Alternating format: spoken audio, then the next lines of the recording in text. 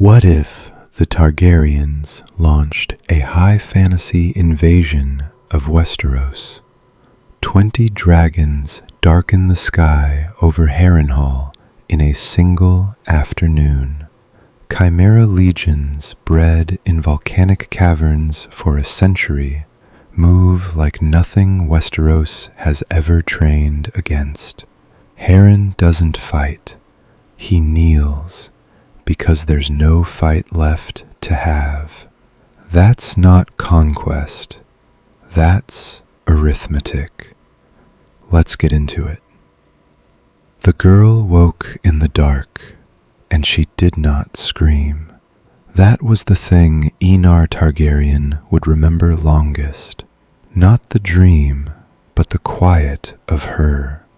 Daenys sat up in her bed with her hands folded and waited, the way someone waits who already knows the shape of the coming day. When her father came, she did not reach for him. She looked at him as though he were the one who needed comforting. "The mountains break," she said, "all of them, in one night." Beyond the high windows, the 14 flames threw red light against the belly of the clouds, as they had every night of Enar's life and his father's before him. The forges below never slept. It was a city built on the certainty that fire was a servant and would remain one. "You dreamed," he said. "I saw." She did not blink. The 40 houses, the great ones, ash before the sun came up. A lesser man might have stroked her hair and sent her back to sleep. Enar had spent his life among people who read the future in smoke and paid good coin to be told true things. He sat on the edge of the bed and asked her to tell him again. Then a third time. He was listening for the place where a child's fear stitches the tale bigger than it was. He never found it. She told it the same each time, in the same flat order, and that unsettled him more than weeping would have. He did not go to the priests. Priests had a price and an agenda both. He went instead to the men his house had kept for 3 generations, the client sorcerers who knew the mountain's moods, who kept records older than the freehold itself, scratched into wax and blackened stone. His questions came gently, dressed as a scholar's idle curiosity. How often had the flames shifted in living memory? How badly? Whether any account, anywhere, spoke of all 14 waking on a single night. The answers gave him nothing to hold. The mountains had always trembled. Every child knew it. What no one had troubled to write down was any reason they could not, one night, decide to tremble as one. He told no one what he was doing, least of all his equals. Enar had watched the great dragon lords his whole life, and he understood a simple thing about them. They could not be afraid of a farmer's daughter's dream, because fear of that kind would cost them face, and face was the only currency the 40 houses truly hoarded. So he did not try to convince them. He began, in secret, to write a different sort of list. Not the treasures of fleeing family packs, something colder. Down went the names of the freehold's smaller assets, the minor dragon-riding families too poor in prestige to sit the high councils, the sorcerer houses whose bloodwork the great lords indulged as a curiosity, the smithing clans who still knew the old formulas for folding steel and singing it hard. He weighed each name for what it knew rather than what it owned. Then he began to visit them, one at a time, always in private, always after dark. His offer sounded, on its face, like madness, and he never pretended otherwise. Leave everything. Sell what you cannot carry. Follow a dream a child had to a cold rock at the edge of the world. He watched the men across from him decide he had lost his wits, and then watched a second thought arrive behind the first, slower and hungrier. He was not asking them to be his servants. He was asking them to be founders of something. In a city that had ranked them beneath notice for 400 years, that was a new and dangerous kind of flattery. Most said no. That was expected. The list stayed. House Celtigar said yes. They were a small house, and a proud one, and they had spent a long time being overlooked by families who had done nothing to earn their seats but be born into them. The head of the house heard Enar out, poured the wine himself, and did not laugh. He asked only the one question that mattered: whether the Targaryens meant to go whatever anyone else chose. And when Enar said they did, the man set down his cup and offered his hand. Word does not stay still in Valyria. Within a month it had moved, quiet as smoke under a door, through the lesser magical households of the freehold. The Targaryens were building something on the strength of a prophecy, and the Celtigars had thrown in with them. For the first time in anyone's memory, the shrewd money was not laughing at a child's dream. It was on believing it, and on deciding fast before the good places were gone. House Valerian threw him out. Not rudely. The Valerians were too old for rudeness. They were older than most of the great houses, old enough to have watched the freehold learn to walk, and they wore their years like armor. The Lord heard Enar's proposal in a hall hung with the banners of 1,000 sea victories, and told him, courteously, that House Valerian did not gamble 4 centuries of standing on a farmer's superstition dressed in a prophet's robes. Enar thanked him and left. Then he came back. The second visit, he did not bring arguments. He brought Danes. She sat in that vast, cold hall and told the old lord things she had no way of knowing.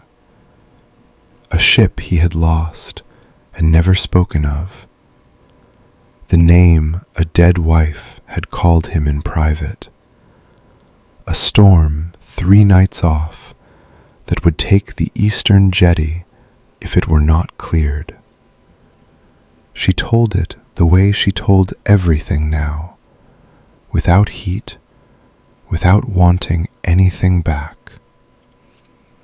The Lord's face did not move, but Enar had spent his life reading men who prided themselves on faces that did not move, and he saw the moment the certainty went out of this one. "A guess," the Lord said when she had finished. "A clever one. Storms come off that water every season." "Then clear the jetty," Enar said, "and lose nothing but an evening's labor. Or leave it standing, and see." He did not press further. Pressing would have made it a challenge, and a proud man will drown his own harbor before he loses a challenge in his own hall. The Valyrian gave no order that night. Pride would not let him move on a child's word, and caution would not let him ignore it, so he did neither, and the storm decided the matter for him. When it came on the third night and took the jetty, the Valyrian sent for him. He would not send the whole house. Pride would not bend that far, and a man does not abandon 400 years on a child's word alone. A junior branch, then. Ships, riders, a dragon or two, and cousins expendable enough to risk on the chance the girl was right. It was hedging, and both men knew it, and Enar took it gladly. A hedge from the Valyrians was worth more than an oath from anyone else. He went lower after that, lower than any dragon lord had ever gone, with his hat in his hand. Beneath the 14 flames, in the heat and the red dark, lived the people the freehold used and did not name. The blood sorcerers who tended the breeding pits and kept the dragons fertile. The beast clans who had spent generations coaxing monstrous things into being for the fighting pits and the border wars. Chimeras grown from a dozen stitched bloodlines, obedient and terrible. Valyria had always treated them as tools, sharp ones, valued ones, but tools, kept below and brought up only when something needed killing or breeding. Enar offered them the one thing 400 years of masters never had. Not gold, not protection, partnership, full standing in whatever the colony became. A seat, a name, a share in the thing itself, rather than a place in the cellar beneath it. The inversion was so complete that the clan elders suspected a trap, and he let them suspect. And he came back, and he said the same thing again, until they understood he meant it. One of the elders, a woman whose hands were scarred to the wrist from a lifetime in the pits, asked the only question that was ever going to matter. "Your children's children," she said, "will they remember the terms, or only that we were useful once?" Enar told her the truth, that he could not promise what men not yet born would choose to honor. She seemed to find that more convincing than any oath. A liar promises everything. It worked because it had never been done. A man cannot be flattered by an offer he has heard before. These men had heard nothing like it in the whole history of their kind. By the time the councils of Valyria noticed, the counting was already against them. It reached the great families not as a decision, but as a rumor grown too heavy to ignore. That dozens of the lesser houses had quietly sold their holdings, that ships were gathering at an unfashionable harbor, that whatever the Targaryens were doing had stopped being a joke and became a fact. A few of the great lords sent word demanding explanations. A few more laughed, as they had laughed from the start, and went back to their wine. One lord did the sum properly. He sat in his high seat and counted not the houses which were beneath him, but the things the houses carried down to the water. The steel formulas, the pitcraft, the plain weight of knowledge walking out the gate. It troubled him enough to call for parchment and begin an order holding the ships in harbor. Then he pictured how it would look.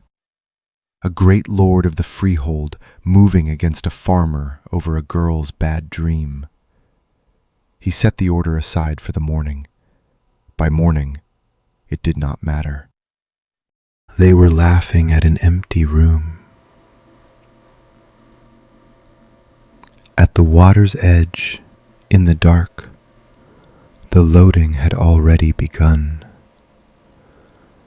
Dragon eggs from 3 bloodlines, packed in warm sand, forge molds, and the folded steel secrets sealed in oilcloth. Caged broodstock, drugged into silence. All of it bound for a cold volcanic rock at the edge of the known world that not one of the great families had ever once thought worth the visit. Enar walked every deck himself. He had men who could have done the counting, stewards born to the tally and the manifest.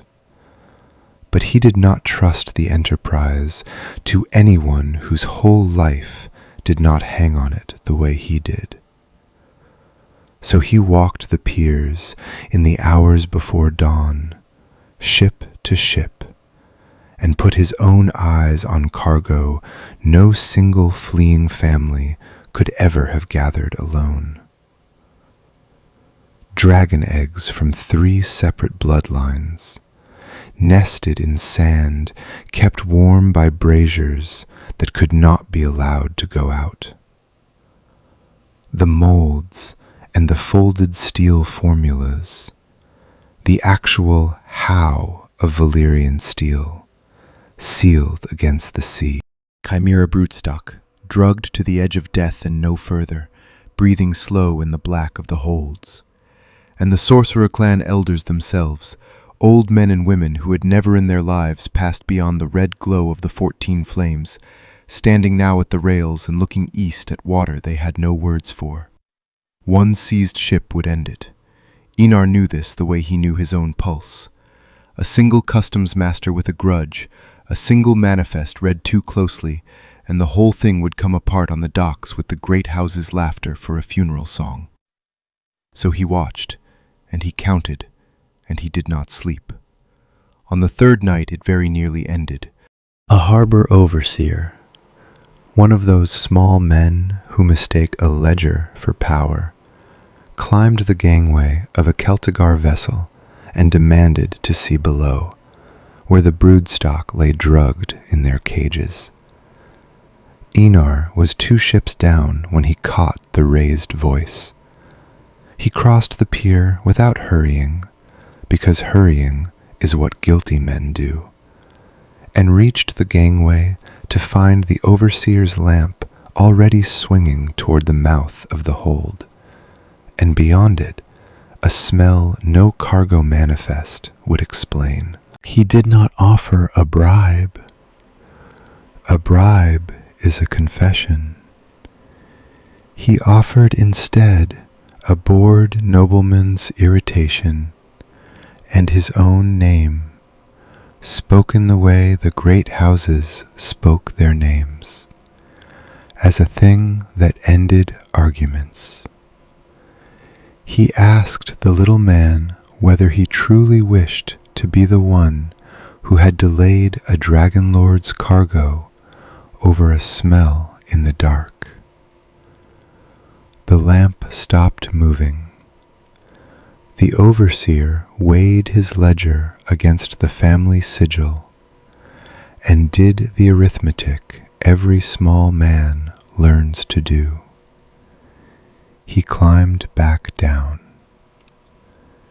Enar's hands did not steady until that ship was an hour away from the pier.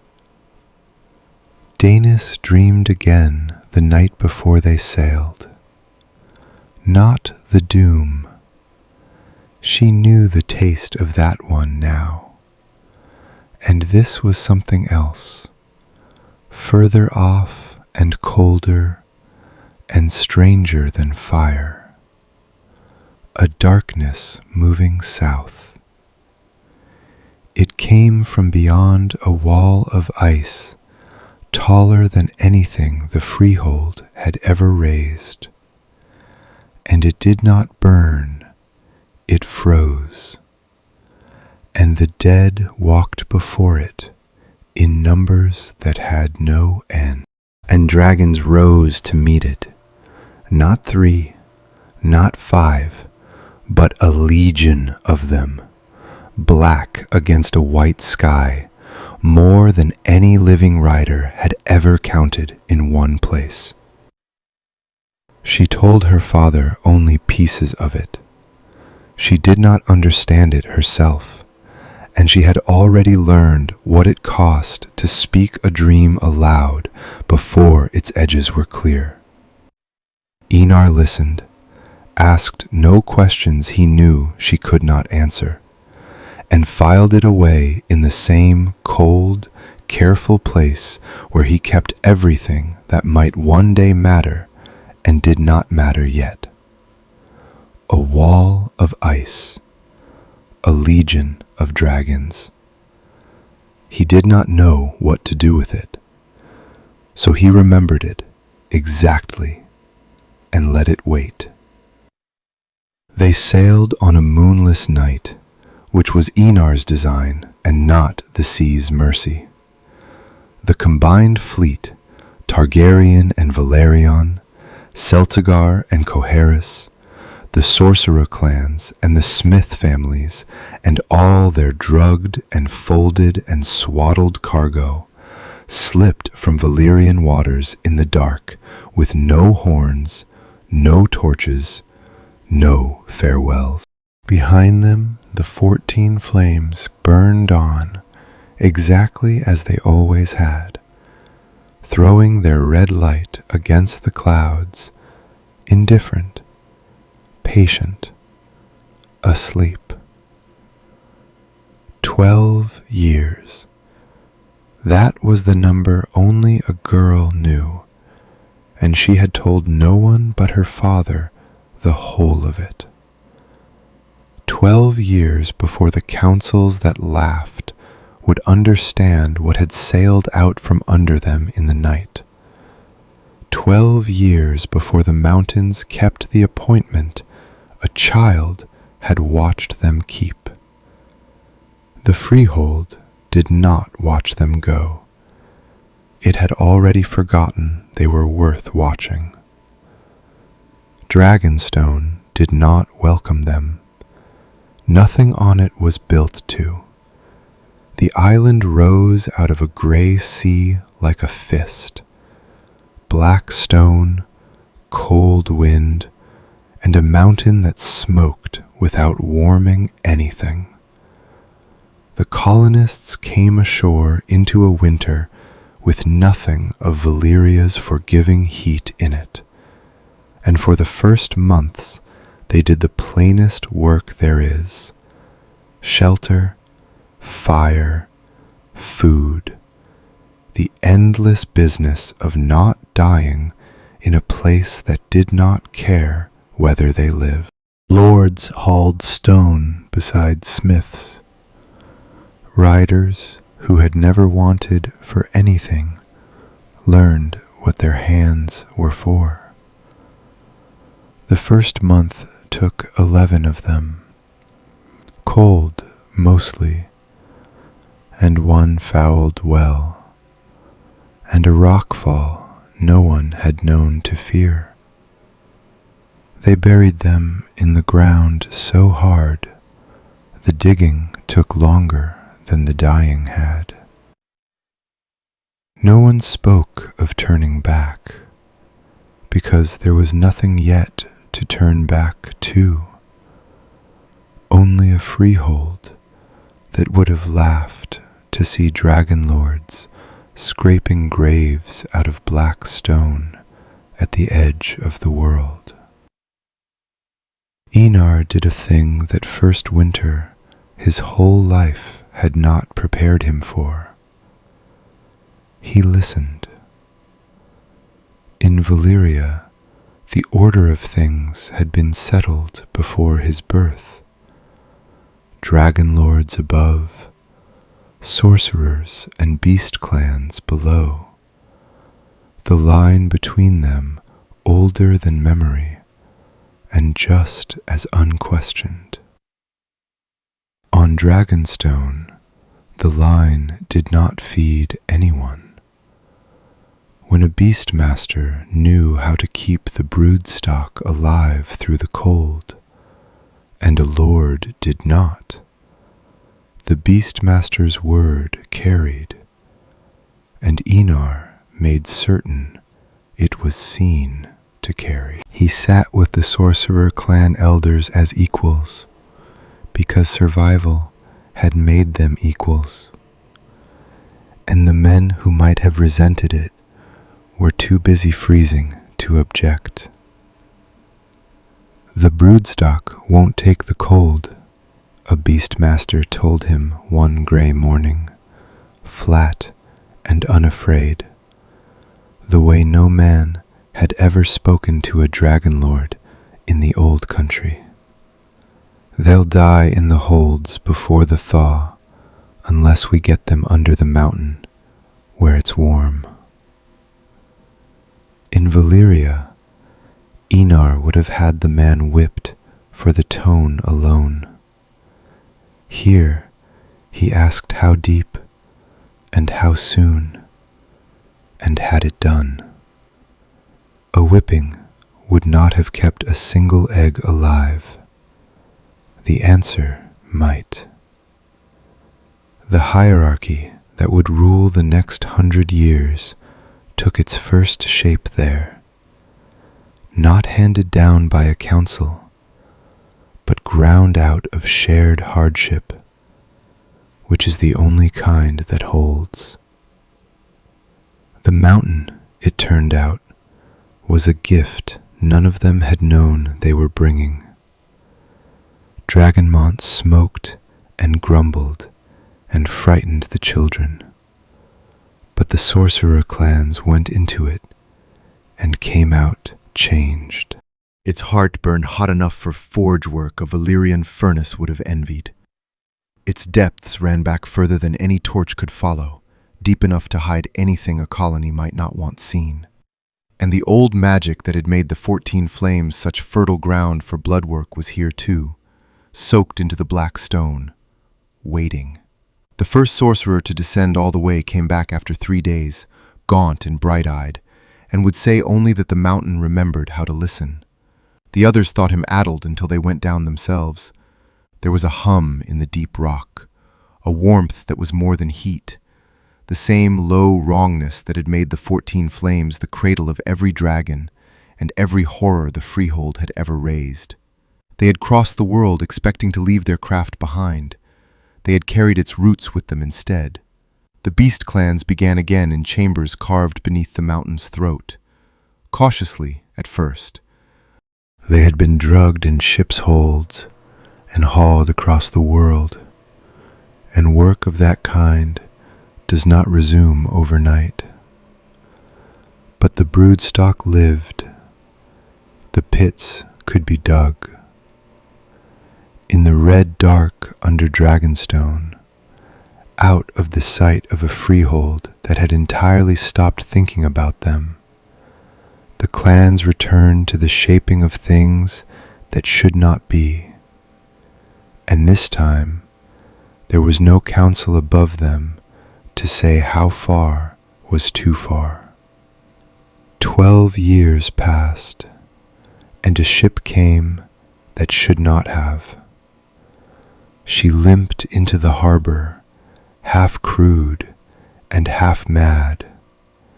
Her captain a freeholder who had been at sea when the world ended and had steered west on rumor and terror alone. They brought him to Enar because he would speak to no one else, and when he spoke, it came out of him in pieces, the way a thing comes out that the mouth does not want to say. I was 3 days out, the captain said, and stopped, and began again.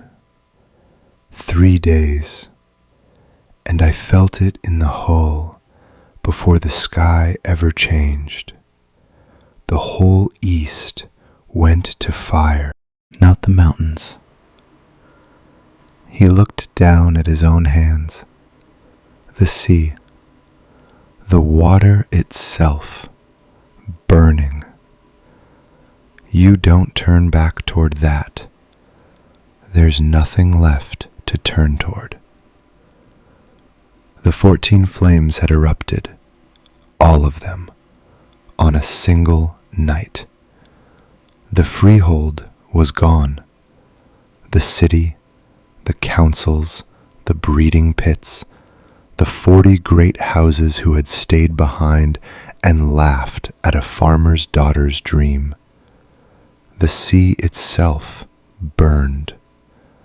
There was nothing left to sail back to, and no one left who had laughed. Danes, standing at her father's shoulder, had already known. She had known for 12 years. The grief came first, because grief always does, and it did not care that they had been warned. They had left people behind. Every house on the island had. A cousin too proud to come, a mother too old to move, a brother who had chosen 400 years of standing over a child's dream and been right about everything except the ending. The colonists mourned them in the cold, and the mourning was real, and it sat strangely beside the other thing no one would say aloud in those first days, that they were alive because one man had believed his daughter, and every soul who had not was ash on a burning sea. Vindication is a poor comfort. It tastes of the thing it costs. Some of them turned that comfort into anger, which is what grief does when it has nowhere better to go.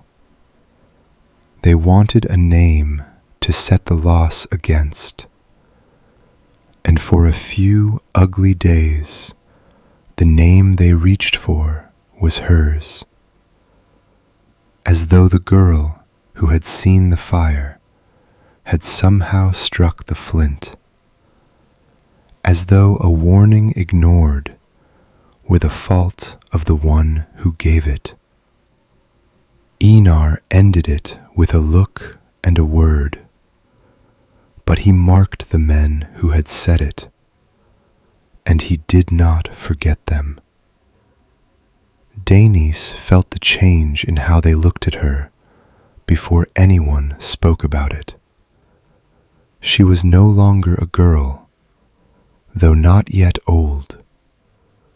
She was the one who had seen it, 12 years out, and been right down to the night, where they had once shown her the wary kindness people spare for odd children. They now watched her the way men watch something they do not fully understand and have decided to obey. It frightened her more than the dream had. A daughter can be wrong and forgiven. A prophet cannot. Enar called the founding houses together when the worst of the grieving had burned down to embers. He did not give them comfort. He gave them a new shape for what they were. They had come to this rock as refugees, he told them, men and women waiting out a storm, meaning to rebuild the old home once the danger passed. That home is gone now. There would be no rebuilding it, because the ground it stood on had slid into the sea. They were not refugees any longer.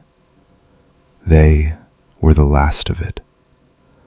The last dragon eggs, the last folded steel, the last blood sorcery, the last living memory of the greatest power the world had ever raised.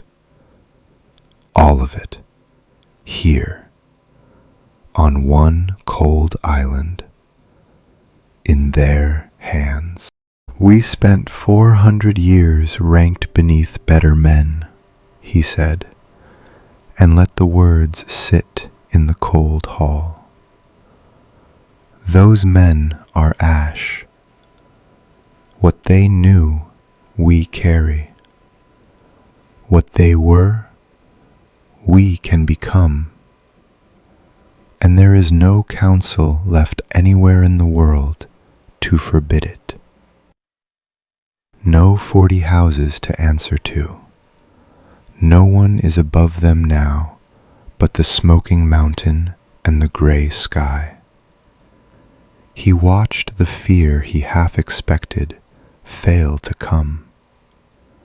What rose in the hall instead was closer to hunger. Loss sharpened into purpose. Grief hammered into ambition.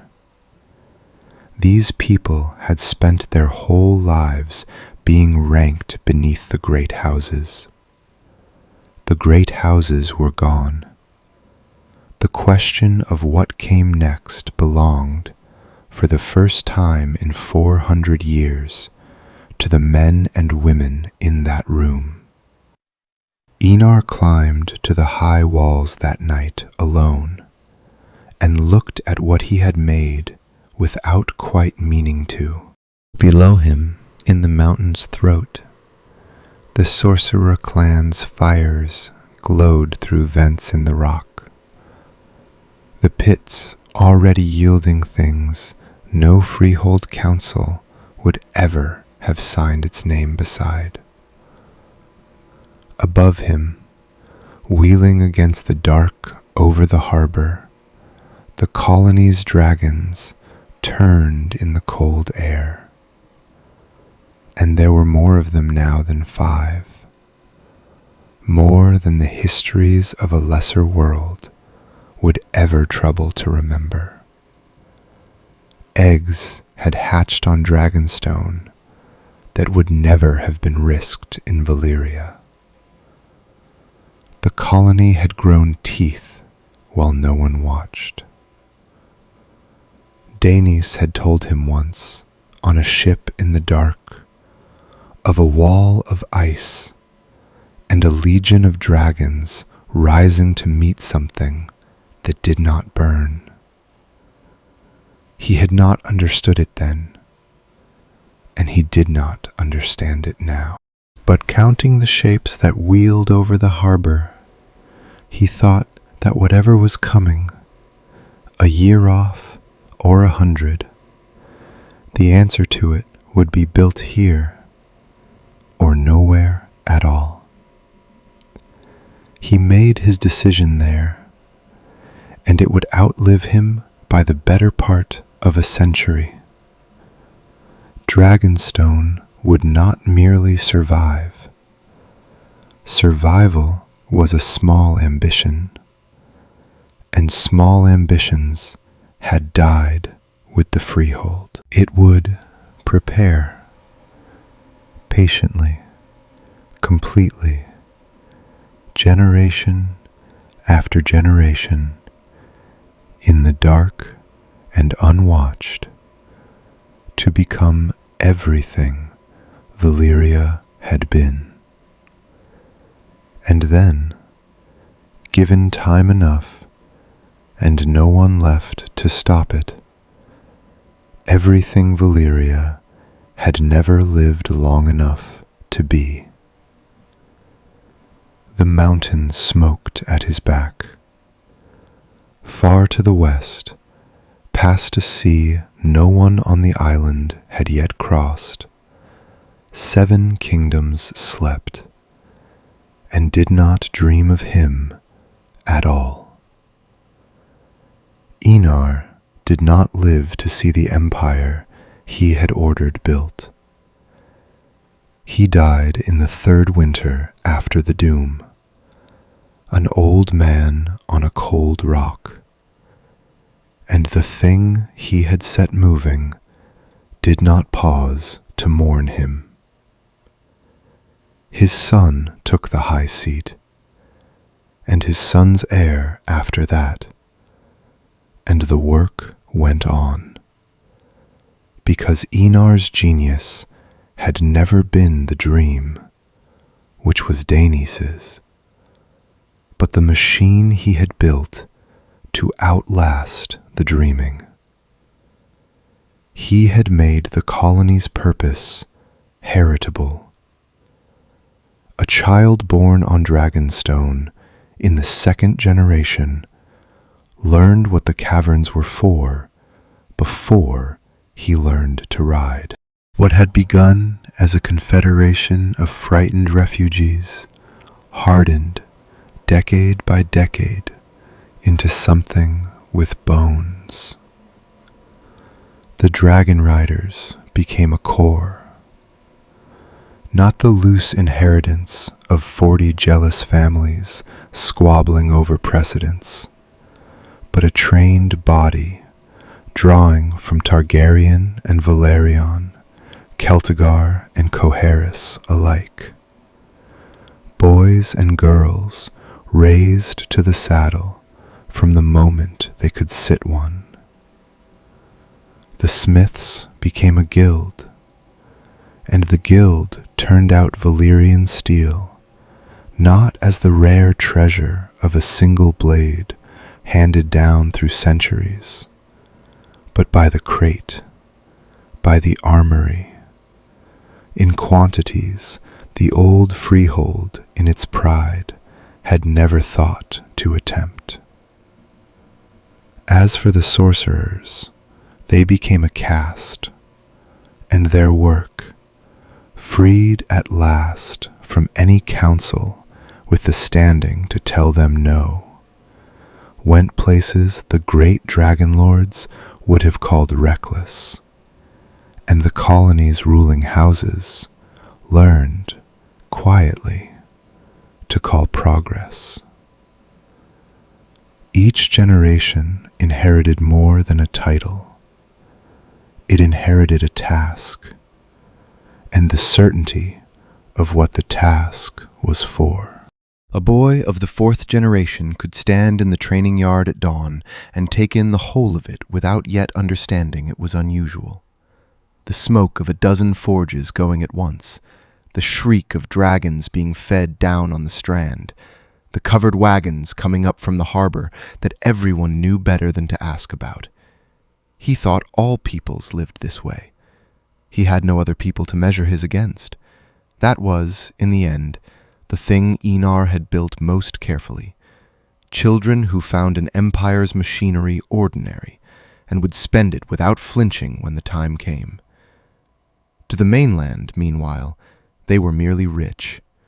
Trading ships went out from Dragonstone's harbor and came back heavy, and over the decades the lords of the narrow sea's western shore came to know the island the way one knows a wealthy, harmless neighbor.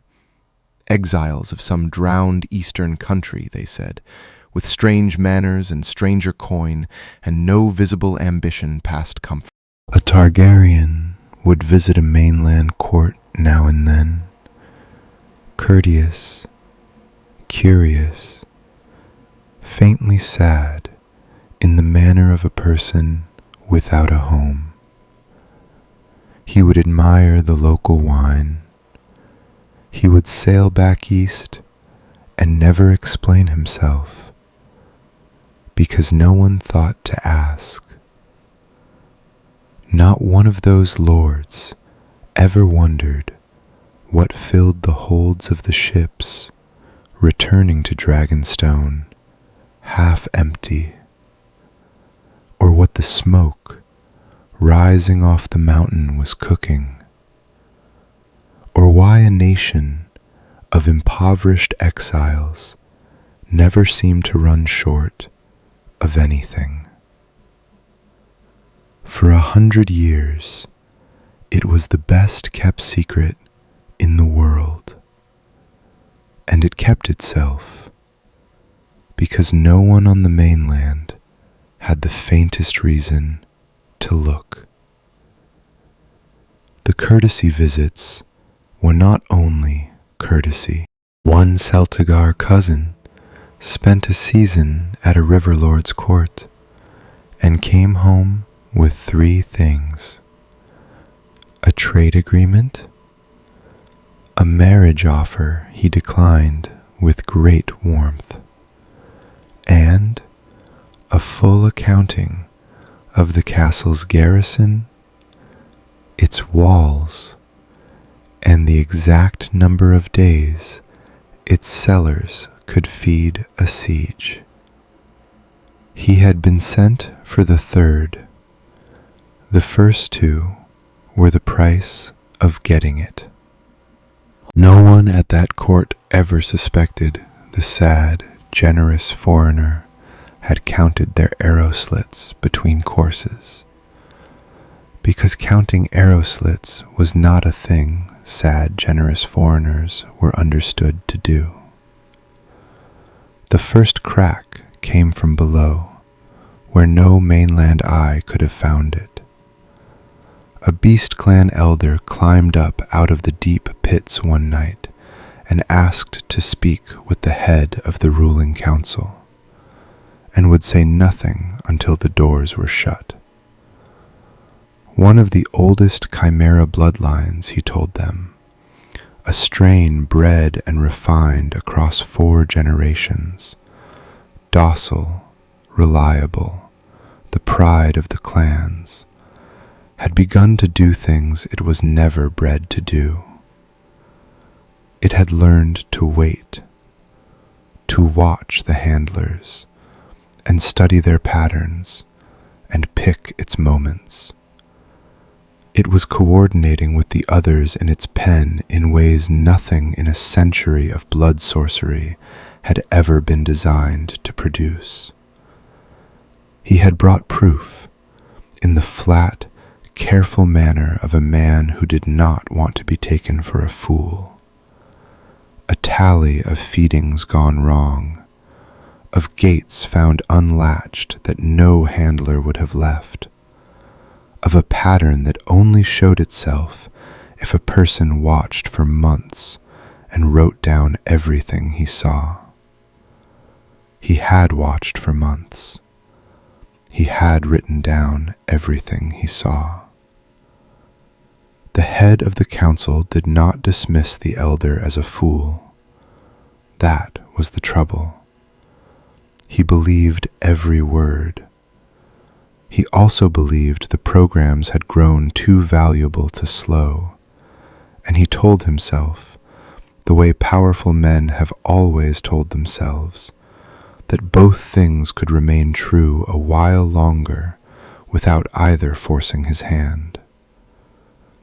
They thanked the elder and told him to keep it quiet. The power the colony had spent 100 patient years cultivating had, for the first time, shown a sign of having a mind of its own about who it belonged to. Keeping it quiet was easy. The pits had always been where the colony kept the things it did not discuss. The creatures taking shape in the deepest caverns did not come cheap, and everyone who worked the dark knew the ledger, even if no one wrote it down.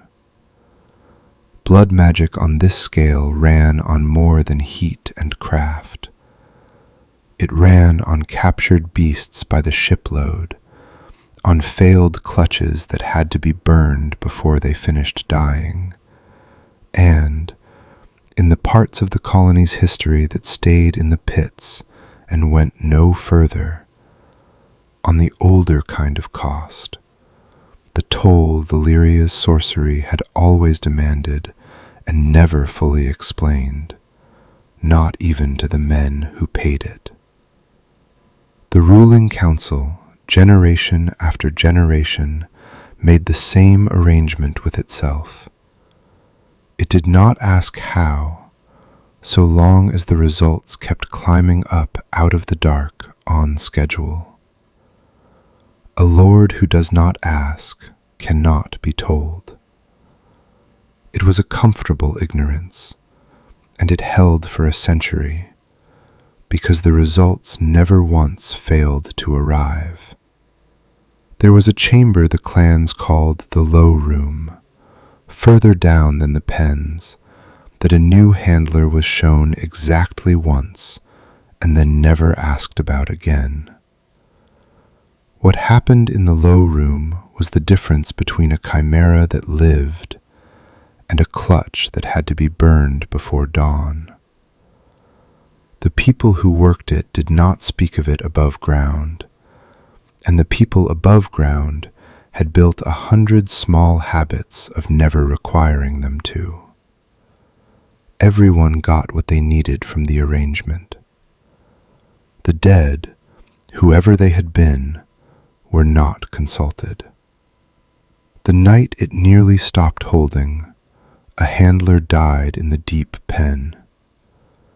He had worked the oldest bloodline his whole life, the way his mother had before him, and he made the small mistake of turning his back on an animal he had stopped fearing years ago. The chimera had been waiting for exactly that, for the pattern, for the moment, for the turned back, the way the elder had warned the council it had learned to. It took him before anyone reached the gate. It did not feed. That was the part that traveled up out of the pits and could not be kept quiet. It had killed him and left him, the way a thing kills to make a point rather than a meal. An aging matriarch of the beast clans, one of the last souls on the island old enough to remember the deck of a ship leaving a country that no longer existed, went to the Targaryen lord herself after they burned the handler. She did not soften it. What they were raising in the dark was not a weapon, she said.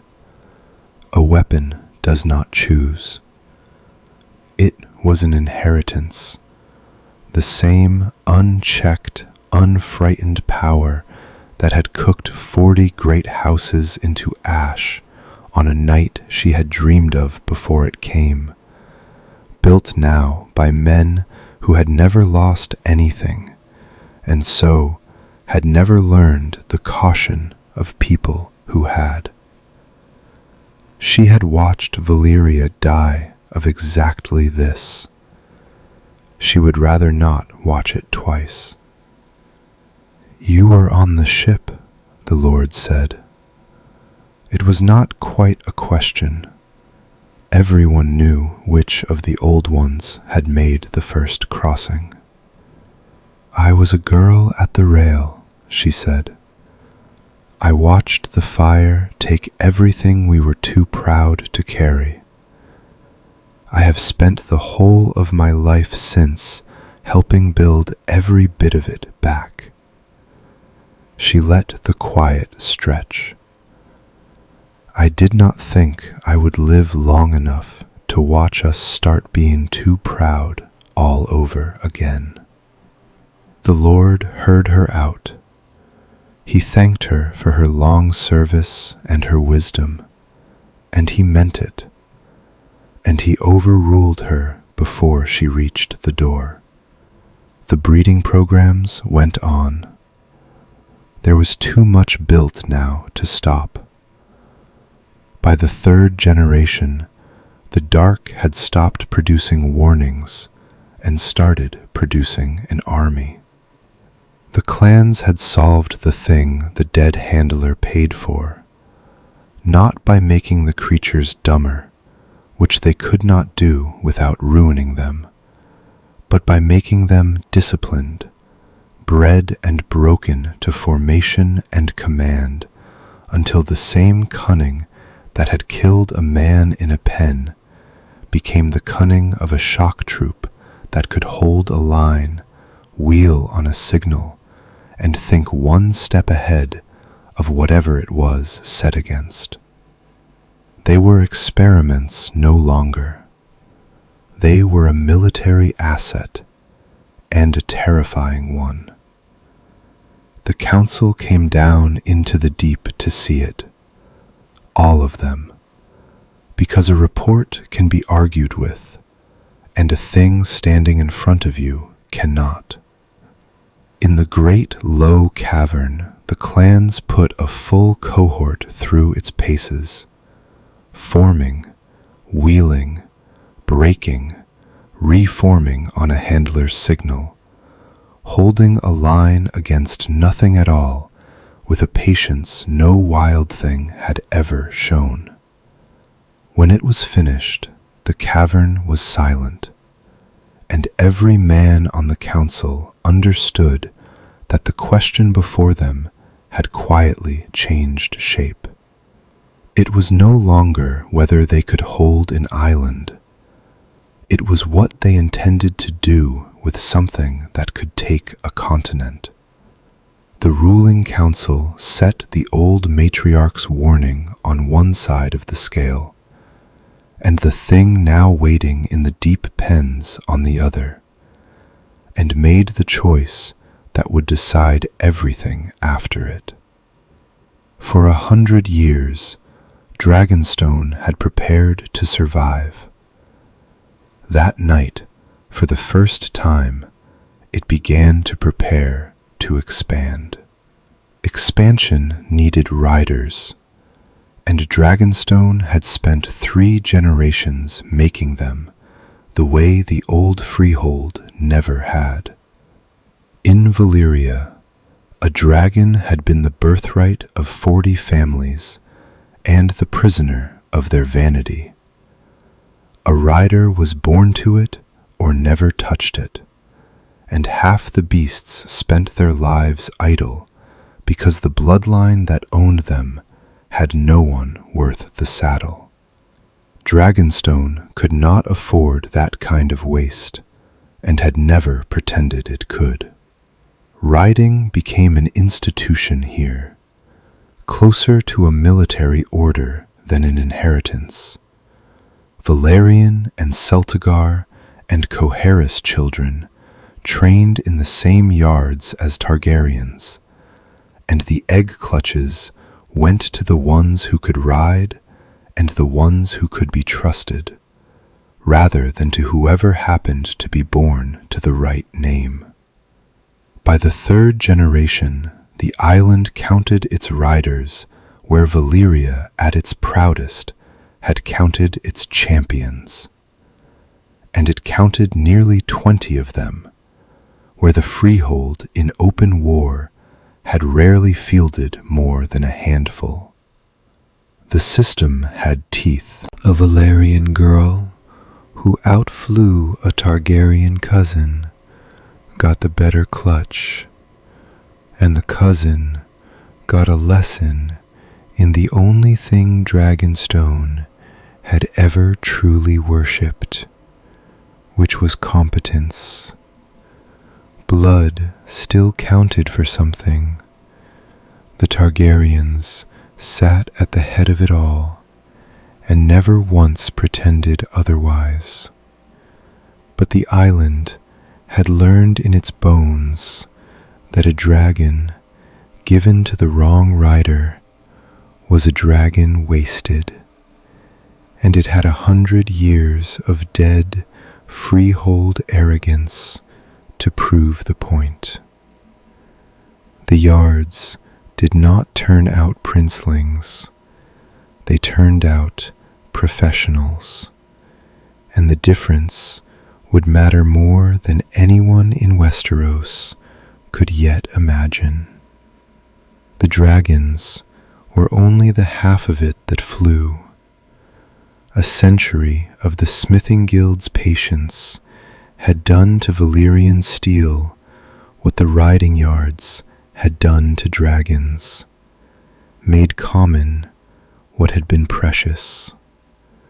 Where a mainland kingdom might boast a single ancestral blade, named, sung about, handed down through 300 careful years, Dragonstone turned out scale and sword and spearhead in uniform gleaming ranks, enough to armor whole legions from the front line to the last. To a Westerosi lord who would one day watch them come up a beach in the failing light, they would not look like an army. They would look like a myth arriving to collect on a debt he had not known his ancestors ran up. The guild had turned the making of Valyrian steel from a mystery into a method.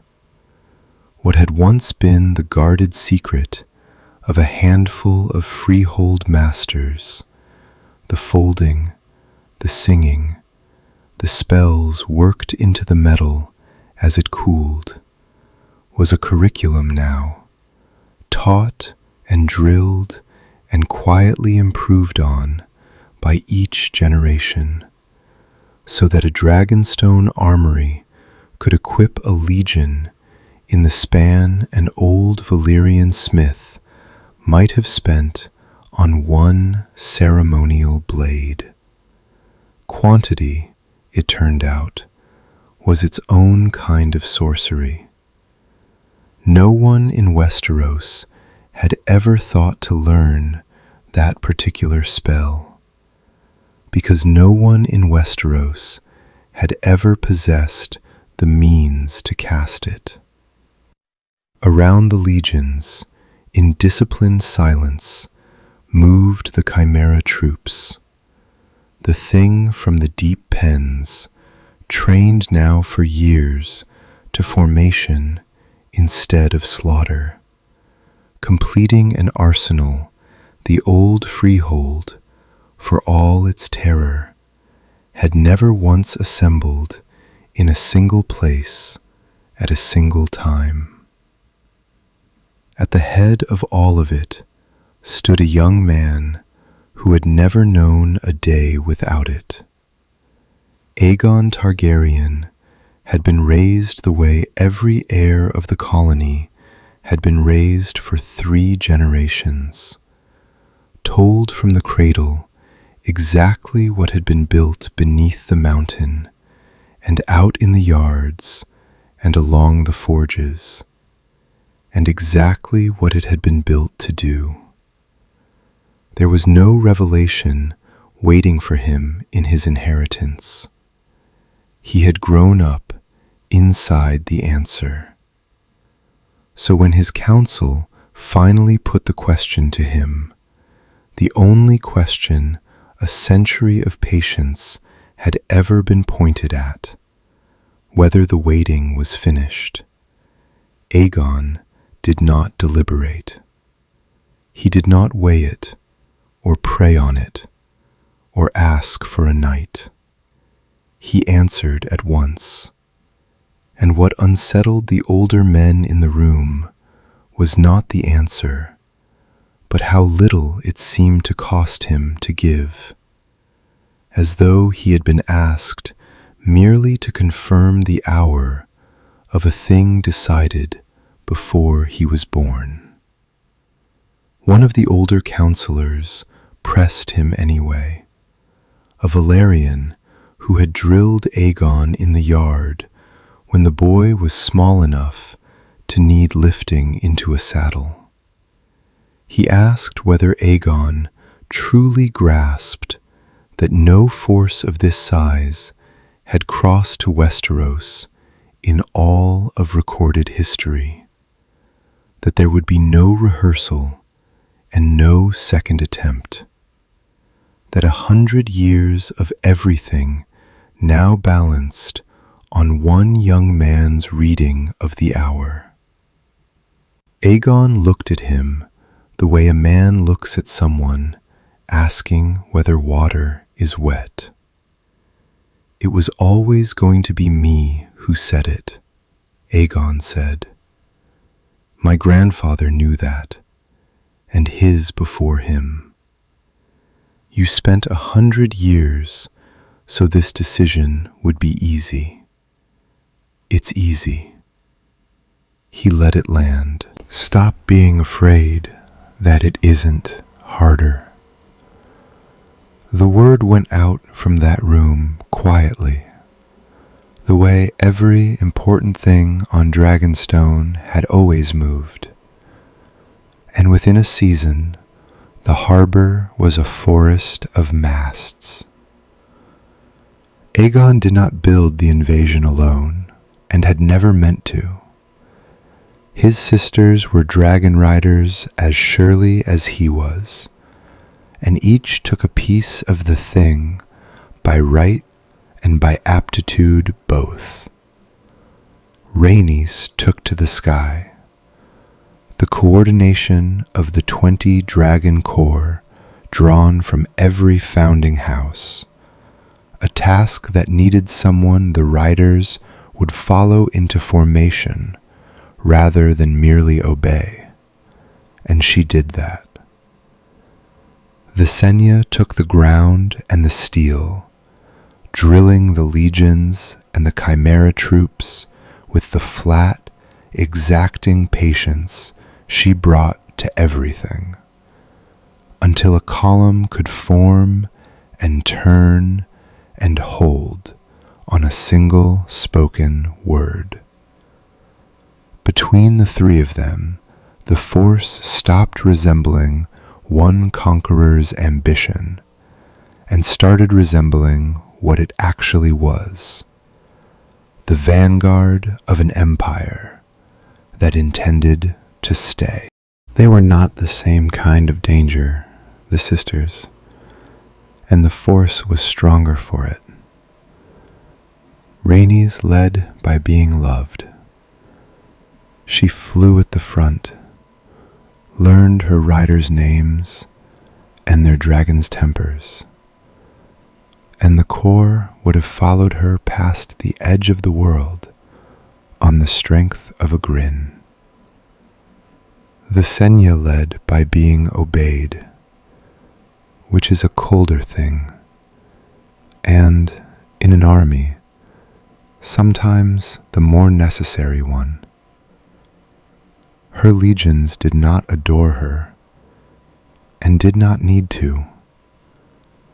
They had learned instead that her standards never bent, and her memory never let a lapse go quietly. Aegon sat above them both, and let each be exactly what she was. That too was a kind of command, perhaps the rarest kind. Across the narrow sea, no one was watching the harbor fill.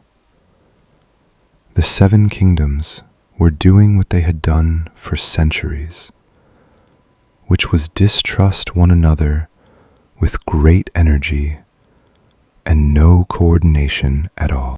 Harren the Black ground the riverlands under the weight of a castle he had not finished building and had already killed thousands to raise. The Lannisters watched the gardeners, and the gardeners watched the Lannisters, each certain the other was the real danger. The North kept to itself behind its distances, as it always had. Not one of them spared a thought for the quiet, wealthy island that had traded honestly with them for 100 years.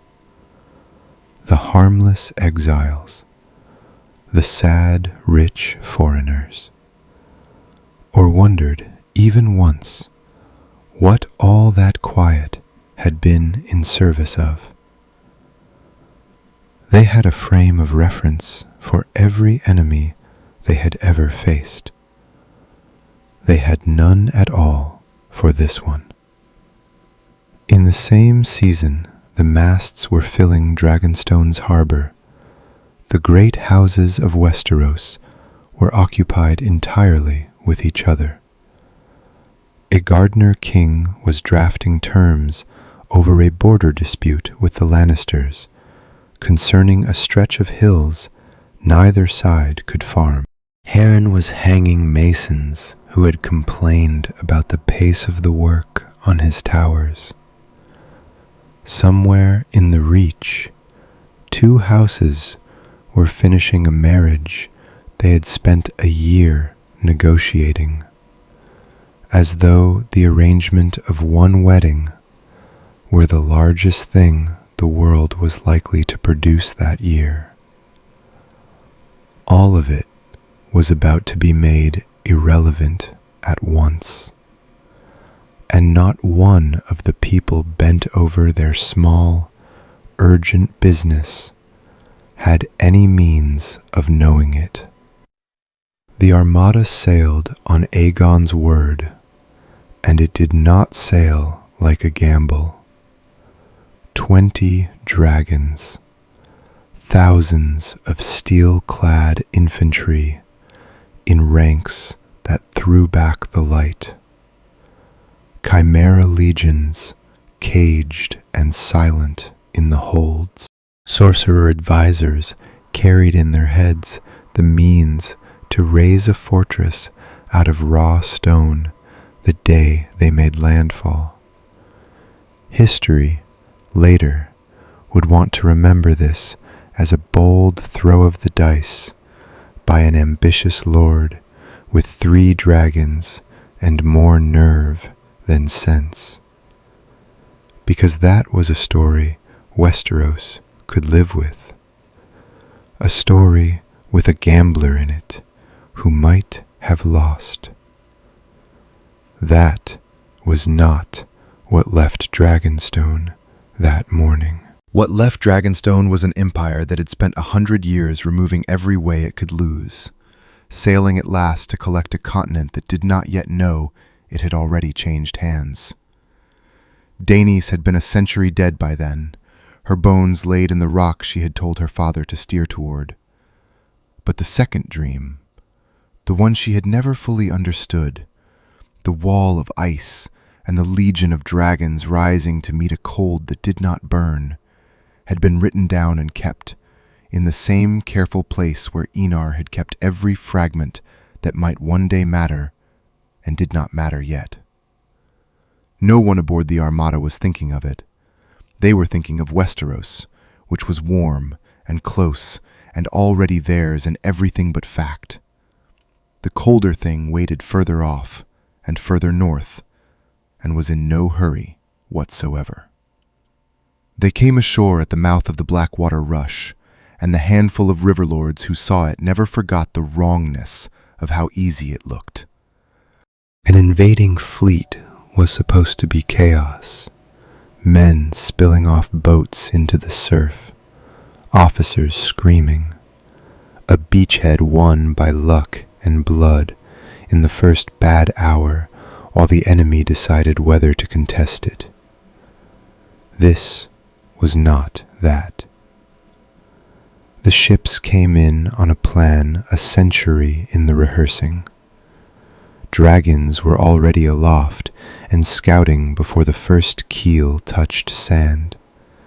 And by the time the sun was down, the steel legions had established clean, defensible lines on ground they had chosen from the air. Sentries posted, the whole beachhead locked, as though the landing were the 1,000th performance of a thing they had done 999 times before. The river lords, watching from the tree line, did not ride to raise the alarm at once. They sat their horses a while longer, because part of them refused to believe what they had watched, and part of them already understood there was no one to raise it to who could do anything about it. By the second day, the sorcerer advisors had begun a thing the river lords understood even less than the landing. Down at the river mouth, on a low hill of mud and reed, stone that had not been there was rising, drawn up out of the ground by men in gray, who paced the foundations, murmuring, laying the bones of a fortress where the morning before there had been nothing but marsh. It would be a city one day, though none of the watchers knew that yet. What they saw was somehow worse than an army. An army makes camp and moves on. This was the enemy building on the first morning, before a single blade had been lifted against it, as though the question of whether it would stay had never been open at all. Rhaenys went up herself to look at what they had come to take. She flew wide, unhurried loops over the riverlands, while the beachhead settled below her, over the roads and the holdfasts, over the western approaches to Harrenhal, reading the country the way the colony's advisors had taught every rider to read it, counting men and horses and walls with the cold attention of someone taking an inventory rather than surveying an enemy. She marked where troops moved and where they did not. She marked which walls were finished and which were only the vanity of a king who had bitten off more stone than one lifetime could raise.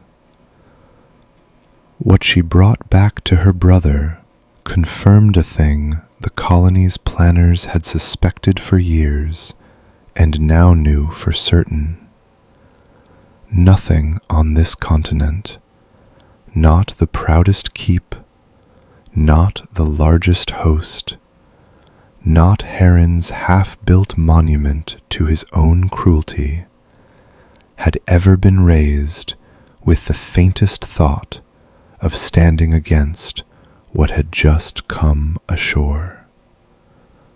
The walls were high. They had simply been built to answer the wrong question. Harrenhal studied longest, banking Meraxes in slow circles above its unfinished crown. It was the largest thing human hands had raised in Westeros, 5 towers of black stone that a king had spent 40 years and uncounted lives to build, to prove to the world that he could. From the ground, it was meant to look eternal. From the air, Rhaenys saw it for what it was, a box. High walls, wide yards, a great hall roofed over in timber and pride. Every part of it had been designed to keep men out. Not one part of it had been designed to keep fire from coming down. The host turned north, and the sky went with it. Aegon pointed the full weight of the invasion at Harren the Black's seat, and the 20 dragon corps rose off the beachhead and moved inland ahead of the legions, and the shadow of them ran over the riverlands like weather. Word outran the host, as word does, carried by terrified small folk and hard-riding messengers, and it reached the high, unfinished towers of Harrenhal. In fragments the men who received them did not want to repeat. The sky over the riverlands had gone dark with wings. Not 3, the number every old story about dragons would one day insist on. The number a man might imagine surviving. 20. 20 of them, turning north in tight formation toward the largest castle ever raised in Westeros. Coming on as though all that record-breaking stone were a thing made of parchment, and someone up there had already decided how easily it would burn. In the great hall beneath the towers, the men who first pieced the fragments together did the thing frightened men do with news they cannot use. They stood in the timber-roofed dark that Rhaenys had already marked from above, and they argued about whether to tell the king at all. They need not have argued. Harren the Black was already on the ramparts. He had climbed up to look at his towers, as he did most evenings, 5 of them, black and vast, and still unfinished after 40 years, raised on the bones of the thousands who had died quarrying and hauling and dying, so that one man could hold the largest castle in the world. Harren had come up to admire what his cruelty had bought. What he found waiting for him was the sky. They came out of the west in formation, and the formation was the thing that broke something in him before the fire ever could. He had seen a dragon before, once, long ago and at a distance, a single beast, a rumor with wings. Harren had built the whole idea of himself on the certainty that no such thing could ever come for him behind these walls.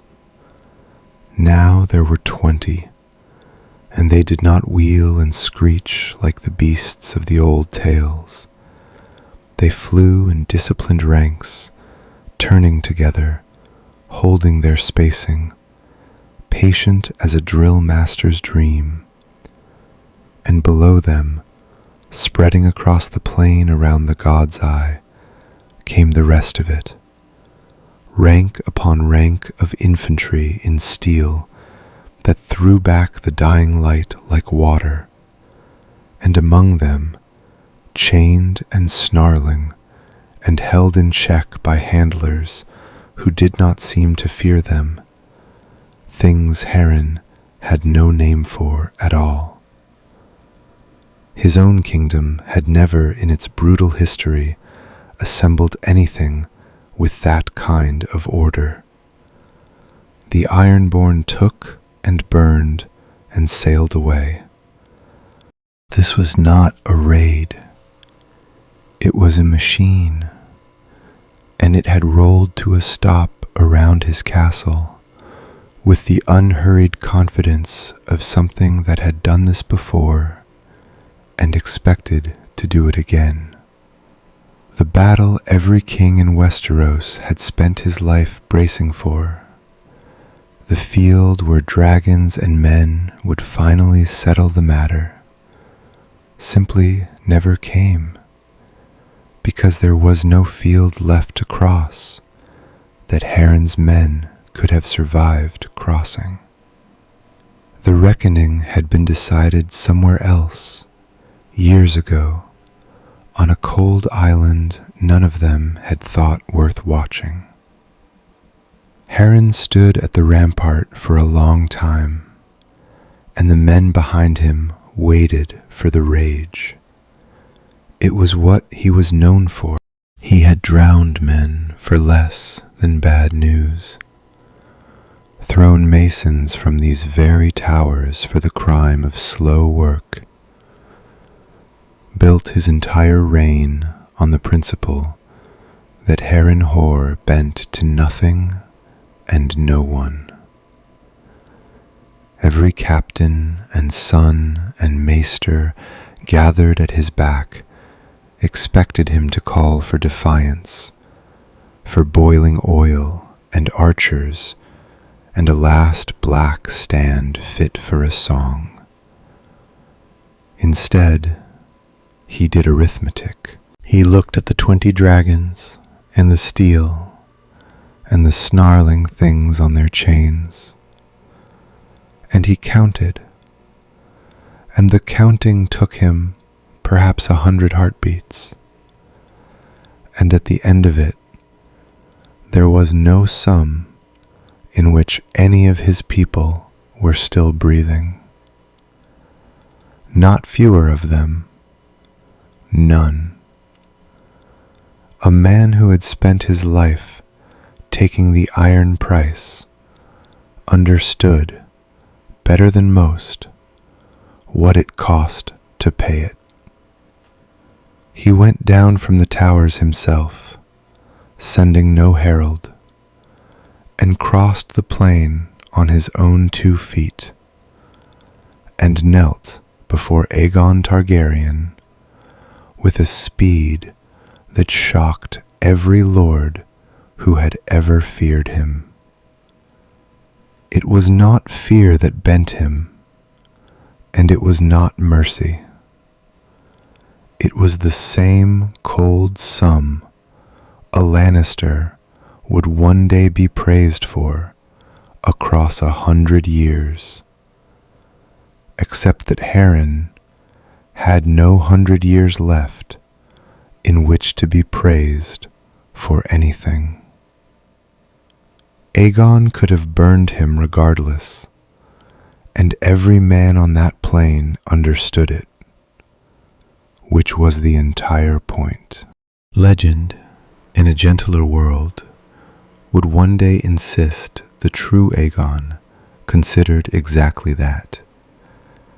Harrenhal melted to slag around the family that raised it, a lesson written in fire.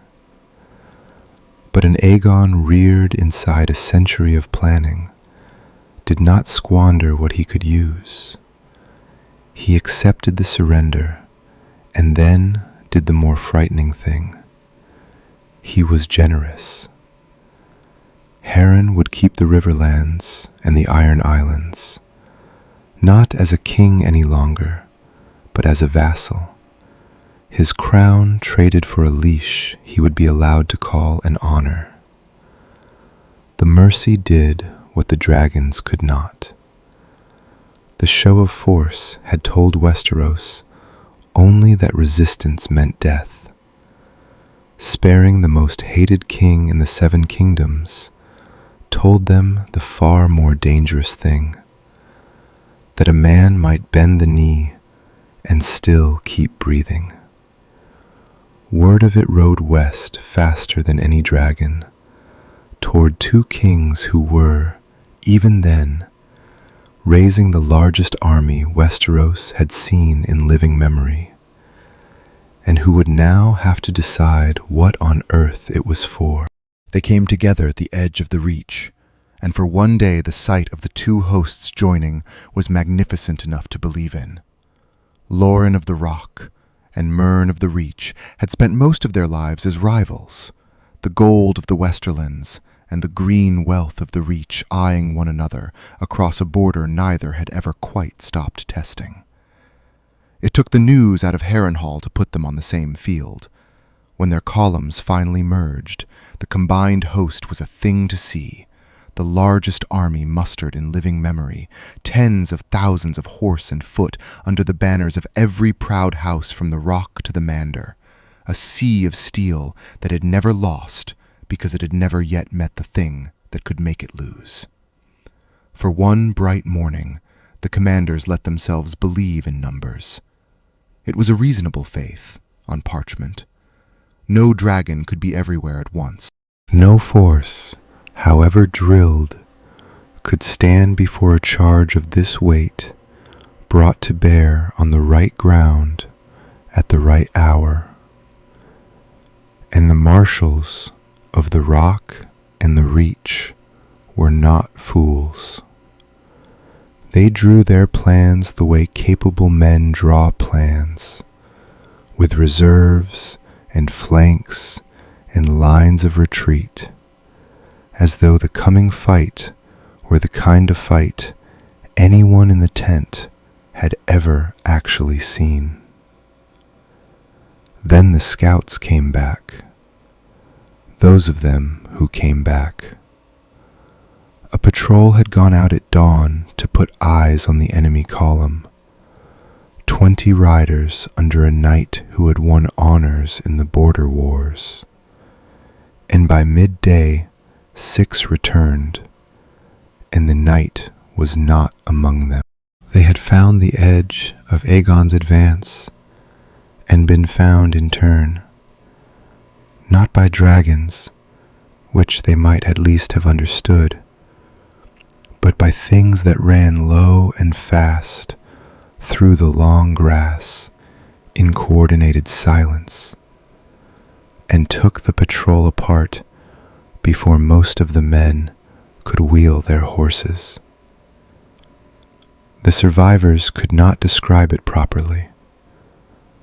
They kept saying the same thing in different words, that the creatures had not charged like beasts, but moved like soldiers, cutting off the escape, closing the gaps, working together. One of them wept while he said it, and no one in the tent found it in himself to mock the man. The hope did not survive the telling. It curdled over the course of a single afternoon into something colder and far more honest. Mern Gardner did the sum first, and did it aloud, because he was that kind of king. He had the scouts' reports spread before him, and he read them the way a merchant reads a ruinous ledger, and he did not look away from the total. His host would break, he said, not in a long, doomed afternoon fit for song, but in minutes. The instant those coordinated things reached his lines, and the dragons stooped on his massed ranks, the very density that made the army look invincible would make it a killing pen. Thousands of men packed too tight to run. No ground fixed it. No plan fixed it. There was no version of the battle in which the flowers of the Reach were left standing over their dead at dusk, because there would be no Reach left standing to bury anyone. Lauren of the Rock did not want to hear it, and said so more than once, because he was a Lannister, and Lannisters did not kneel.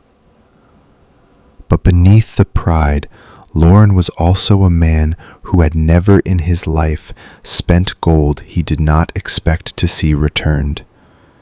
And Mern laid the arithmetic in front of him plainly enough, and patiently enough, that even a proud man could see there was no profit in the grave. It took a night. By morning, Lauren had done his own accounting and hated the answer, and taken it. They knelt together, the Rock and the Reach, without a single blow struck between the two hosts. The largest army Westeros had assembled in living memory laid its banners down on the grass and was simply, quietly unmade. not defeated, which would at least have been a story, but rendered pointless, dismissed by the cold good sense of two kings who could count. History would be kinder to them than that, in the way history is always kinder to men whose choices it no longer has to live beside. It would call them cautious, Wise, far-sighted, anything but the plain word which was correct. None of the softened songs would ever say the true thing, that the kings had knelt because a civilization on a cold island had spent 100 years making certain that kneeling was the only sane move left on the board, and had thereby robbed the Seven Kingdoms not merely of their crowns, but of the very possibility of a war worth singing about. 3 kingdoms had bent the knee, and barely a season had turned since the fleet first kissed the sand. Aegon did not pause to savor it. A conqueror savors, an empire builds, and the men from Dragonstone had never once in 100 years thought of themselves as conquerors. At the mouth of the Blackwater Rush, where a muddy fishing village of a few hundred souls had watched the fleet arrive and the first fortress bones climb out of the marsh, he set his sorcerer advisors to a work no king in the whole history of Westeros had ever possessed the means to attempt. The sorcerer clans went to the stone the way their forefathers had once gone to the breeding pits, and the stone obeyed them. These were the same men, or the sons and grandsons of the same men, who had spent a century in Dragonstone's volcanic dark, bending blood and flesh to their will. And the craft that could shape a chimera, it turned out, could shape a mountain. They walked the raw rock of the hills above the river, murmuring in a tongue the small folk did not know, and the stone ran like candle wax, and set again as something else, black, glassy, seamless, fused into towering walls and spires no mason's chisel had ever touched. It was the same art that had laid Valyria's famous black roads, the ones that ran arrow-straight across the world and never cracked. What rose above the fishing village was not a castle in the honest Westerosi fashion, with its visible seams of quarried blocks. It was a piece of the dead freehold itself, called up out of foreign ground, gleaming and wrong and entirely at home. The people who watched it happen needed no herald to explain what had come to live among them. The river lords and fisher folk of the Blackwater had spent their whole lives inside the old arithmetic of Westeros. This house against that one, this lord's grandfather having wronged that lord's. Land and blood and lineage measured out in the small, careful sums that had governed the realm for 1,000 years. They stood at the edge of the rising citadel and watched black glass climb toward the clouds in a span of weeks that should not have been possible. And they understood in their bones what no proclamation could have told them, that whatever had settled over them was not another turn of the familiar wheel, not a new dynasty in the old mold, to be endured and outlived. It was something the Seven Kingdoms had no word for yet, and its mere existence made every feud and border and inheritance they had ever bled over look suddenly small and far away and finished. Inside the black citadel, Aegon called for the swords. Not only the swords of the men who had died fighting him in the old way the histories would one day half remember, almost no one had died fighting him, and there were few enough such blades to gather. He called instead for the ceremonial weapons of every house that had surrendered across all 3 kingdoms at once. The ancestral blades of the Rock and the Reach, the honor swords of 100 proud halls, the iron of the rivers and the isles, hauled to King's Landing and heaped before his sorcerers like a harvest.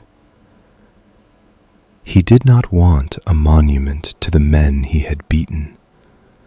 He wanted the disarming itself turned into furniture. What the smiths and sorcerers made of it was not the jagged, barbarous heap of 1,000 blades that a gentler legend would one day describe. They melted all of it, steel and iron and the pride worked into both, and fused it with sorcery blackened metal into a single seamless seat, smooth and dark and cold as the citadel around it, a throne with no visible joins and no visible mercy. It did not look like a pile of conquered weapons. It looked like a verdict.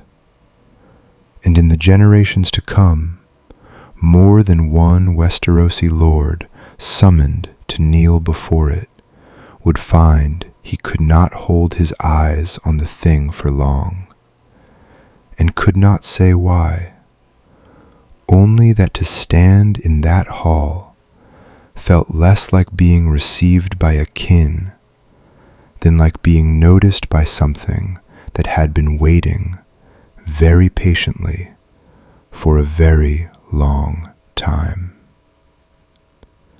The throne was the symbol. The eggs were the machine.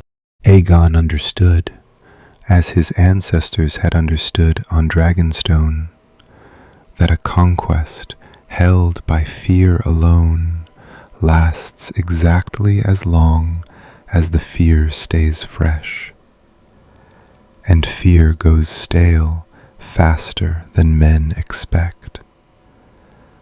So he did not garrison the 7 kingdoms and settle in to be hated. He did the patient, generational thing his family had spent 100 years learning to do. He bound the conquered to the conquest by handing them a share in it. He began giving out dragon eggs the way a lesser king gives out titles. Never as gifts. The men from Dragonstone did not give gifts. They made investments, and everyone on both sides of the exchange understood the difference. A loyal vassal house received a clutch, and with it a future. Riders trained in the imperial yards, standing in the new order, a stake in the crown's strength that could not be pried loose from the crown without destroying itself. A house that held a dragon egg had tied its own fortune to the empire's, because a dragon was an asset only so long as the institution that trained and fed and mastered it endured. Within a single generation, the thing that had been House Targaryen's terrifying monopoly became exactly what it had been on the cold island. A structured, many-bloodlined order of riders, with its own ranks and its own loyalties, spread now across a continent instead of hidden beneath one mountain.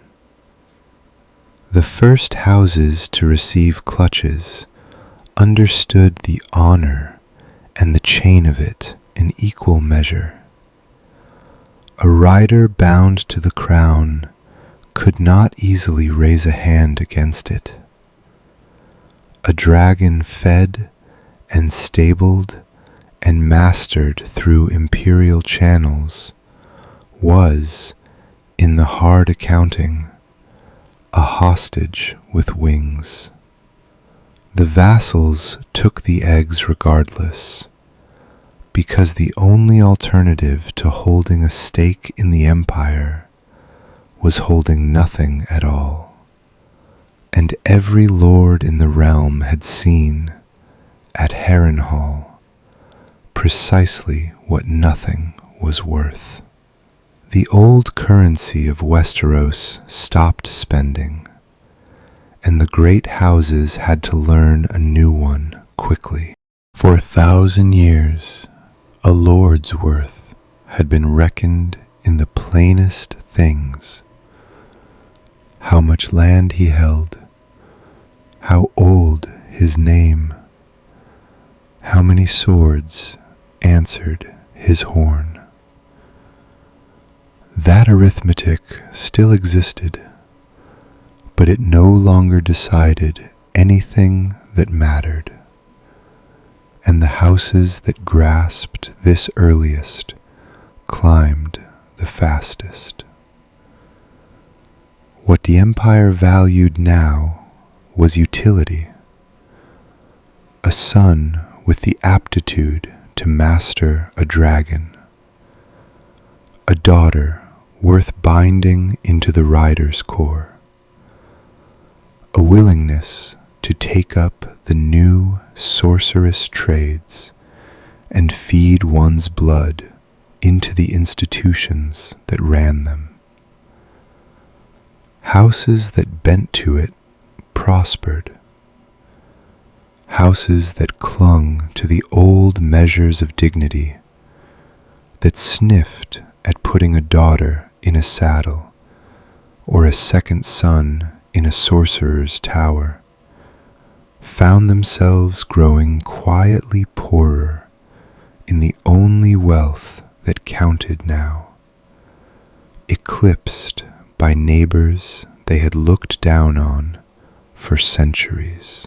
A middling house that married a clever daughter into the rider's corps might, within 20 years, outrank the ancient hall next door that had refused to soil its dignity in such a way, and the ancient hall would have nothing to blame for its slide but its own pride, which is the one grievance a proud man can never speak aloud. Resentment settled into the great halls of the realm like damp into stone. Everywhere unspoken and nowhere near open defiance. In a quiet corner of the Reach, one such lord said the unsayable thing aloud. He had lost more than most in the reordering: an old name, a proud hall, a standing his grandfather would never have recognized as diminished, but that everyone now quietly treated as such. And one evening, deep in his cups and his bitterness, he told a Castellan he trusted that a crown was still only a crown, whatever it happened to rest on. Dragons or no dragons, sorcery or no, a man who sat a throne could be pulled off it, the way men had been pulled off thrones since the world began. It was nothing, the grumble of a shrunken man to a servant in a cold room, forgotten by both of them before morning. But the empire that ruled them had not spent a century learning patience, only to stop listening the moment it had won. There were methods threaded quietly through the realm now, sorcerer advisors who caught exactly this kind of murmur by means no Westerosi lord fully understood, and none had learned to guard against. And somewhere in the black citadel, in a ledger the Lord would never see, his small drunken treason was written down and dated and set aside, not acted upon, not yet, only kept, the way the men from Dragonstone had always kept everything that might one day matter and did not matter yet. There was one power in Westeros the ledgers could not simply note and shelve, and for a while it believed that made it safe. The faith of the Seven had been the nearest thing the old Seven Kingdoms ever had to a single soul. The one institution that crossed every border, crowned every king, and told every man from the wall to the reach the same story about what he was and what he owed. Swords had never conquered it, because it was not made of swords. In the first years of the Empire, the High Septon took a quiet comfort in that. Dragons could burn an army. They could not burn an idea that lived in the heart of every sept and septry and whispered prayer in the realm. The comfort did not last, because the Empire never needed to burn the faith. It only needed to render it unnecessary. The High Septon watched, season upon season, as sorcery and dragonfire accomplished in a handful of months what the faith's moral authority had never once managed across centuries of trying. Order imposed, kings humbled, a whole continent reordered without the Seven being consulted or invoked or so much as thanked. He understood the shape of the choice before him, and understood that both its edges cut him. He could resist openly, preach against the sorcerers and their black citadel, and accomplish precisely nothing beyond reminding the realm how little the faith could any longer enforce. Or he could accommodate, bend, carve out some small place for the Seven inside the new order, and in the bending, trade away the last of the faith's claim to stand above kings rather than merely beside them. He chose accommodation and hated the choice. Better, he told himself, to be diminished with dignity than made irrelevant by fire. He was not certain, even as he decided it, that the two were truly different, only that one of them kept the sept doors open a while longer. The people, meanwhile, were not waiting for the High Septon to tell them what to believe. For 1,000 years, the faith had held a kind of monopoly on explanation. It was the Seven who sent the storms and the harvests, the Seven who ordered the world and gave its griefs a meaning. But the small folk had just watched, with their own eyes, blood magic and dragon riding remake the map of the world in less than a year, and a hungry mind fastens itself to the power it can see working. Village healers began quietly, folding scraps of half-understood Valyrian ritual into their old remedies, because the new magic was real in a way a prayer's answer had always been a matter of faith. Children grew up in the fields and along the strand, hearing more of the sorcerer clans and their impossible works than of the mother's mercy or the warrior's courage, and they carried those stories forward the way children always do, with no idea they were carrying the end of something. In a Riverlands village, an old septa watched the change arrive one holy day at a time. She had kept her little sept for 40 years, and she measured the erosion in the smallest things. A feast day that came and went, now with the men still working the fields. A family that once would have brought its dead to her for the proper rites and simply buried them instead. The local lord's household, marking with lanterns and wine, not any day of the 7, but the anniversary of the Black Citadel's raising, as though that were the holy thing now. She did not rage about it. She was too old, and it was too late, and the dragons were too many.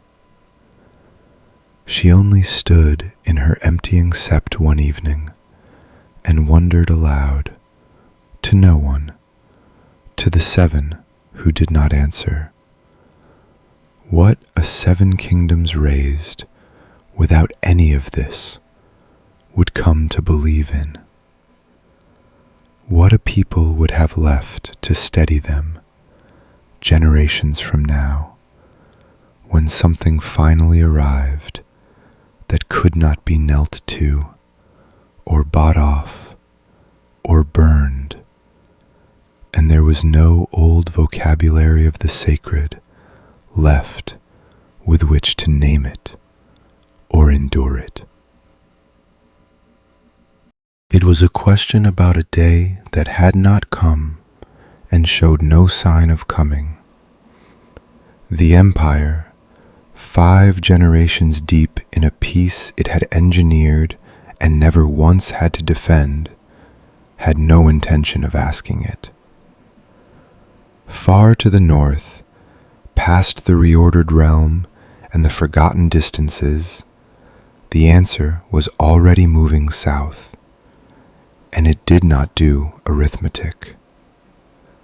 The thing in the north was in no hurry, and the Empire had generations to fill while it came. It filled them the way it filled everything, completely. Where Enar's colonists had once measured survival against a single hard winter, their descendants 5 generations on measured nothing at all, because there was no longer anything the Empire needed to survive. Dragon riding and Valyrian steel and the careful practice of sorcery had stopped being weapons and became infrastructure, as ordinary to a child of the 5th generation as a castle wall or a knight's spurs had been to the Westeros that existed before Aegon's ships touched sand. A boy in King's Landing could watch a dragon marshal's corps wheel over the Black Citadel on a feast morning and feel about as much wonder as his great-great-grandfather might have felt watching the town watch change shift. The machine that ran it all would have been unrecognizable to the men who first built it. The Empire was administered now, not merely ruled, a lattice of sorcerer advisors who watched and counseled, dragon marshals who commanded the riders' corps, steel guild masters who set the output of 100 armories, all of it turning over beneath a dragon emperor who sat the black glass throne as his forefathers had, and had never once, in his whole reign, been given cause to rise from it in anger. The old great houses of Westeros still stood, their names intact and their halls occupied, but they had been quietly reorganized down to the foundations around a single new principle, which was their usefulness to an order that had not, in 5 generations, been made to fight for its own life. A lord's ancient name still bought him a seat at the table. What it no longer bought him was any say in who owned the table. The old matriarch had been dead for 100 years, but she had not been altogether wrong. She had warned Aegon's grandfather, in the volcanic dark, that power, built without the caution of having something to lose, would sooner or later cost more than it paid. And beneath the empire's gleaming supremacy, the bill had been quietly accruing the whole while, in a ledger the court preferred not to open. Chimera bloodlines, refined far past the point their first breeders would have dared, now slipped their handlers on occasion, and the incidents were hushed, and the handlers replaced, and the pens dug deeper. There had been a night, a generation back, when a slipped chimera reached the market square of a river town before the core brought it down. The empire had paid for the town's silence and struck the day from the record so smoothly that within a decade the townsfolk half doubted their own memory of it. That was how the empire handled its costs, not by preventing them, but by forgetting them on schedule. Sorcerer clans, generation upon generation, worked rituals that grew steadily stranger and costlier, reaching for refinements whose price no one at court cared to learn the exact shape of. And the faith of the Seven, the moral spine of the world Aegon had conquered, had thinned to a folk memory kept alive by old women in villages the empire could not trouble itself to notice. None of it looked like a crisis. All of it looked like the ordinary friction of a very large machine, which was precisely why no one examined it. Then a raven came to the Black Citadel from a place the court had genuinely forgotten it owned. There was a fortress of ice at the top of the world, the Wall, though few at court still used the old name. And the empire garrisoned it the way it garrisoned everything, with a modest imperial detachment sent north on rotation, a posting so quiet and so pointless that a whole generation of courtiers had come and gone without once thinking of it. The raven that arrived that season was not quiet. Its message, written in the cramped hand of a garrison commander who plainly feared being disbelieved, reported activity beyond the wall unlike anything in the outpost's long records. The dead standing up and walking in numbers, and behind them something colder and older than the empire's exhaustive catalogue of horrors had ever managed to name. Moving south, unhurried, as though it had been coming for a very long time, and saw no reason to rush the last of the distance. The court did what successful courts have always done with inconvenient news. It decided the news was wrong. The Dragon Emperor's council had been drawn, every man and woman of it, from 5 generations of unbroken victory. And unbroken victory is a poor teacher of fear. They read the garrison commander's frightened raven and heard in it the things they expected to hear. A remote posting exaggerating its troubles, provincial panic dressed up as emergency, a commander inventing monsters to justify a request for more men and coins than his forgotten little fortress could possibly need. One counselor observed dryly that the dead had been walking beyond the wall in rangers' tales since before there was an empire to bore with them. The others laughed because it was funny, because nothing had frightened these people in 100 years, and the habit of not being frightened had hardened into something they mistook for wisdom.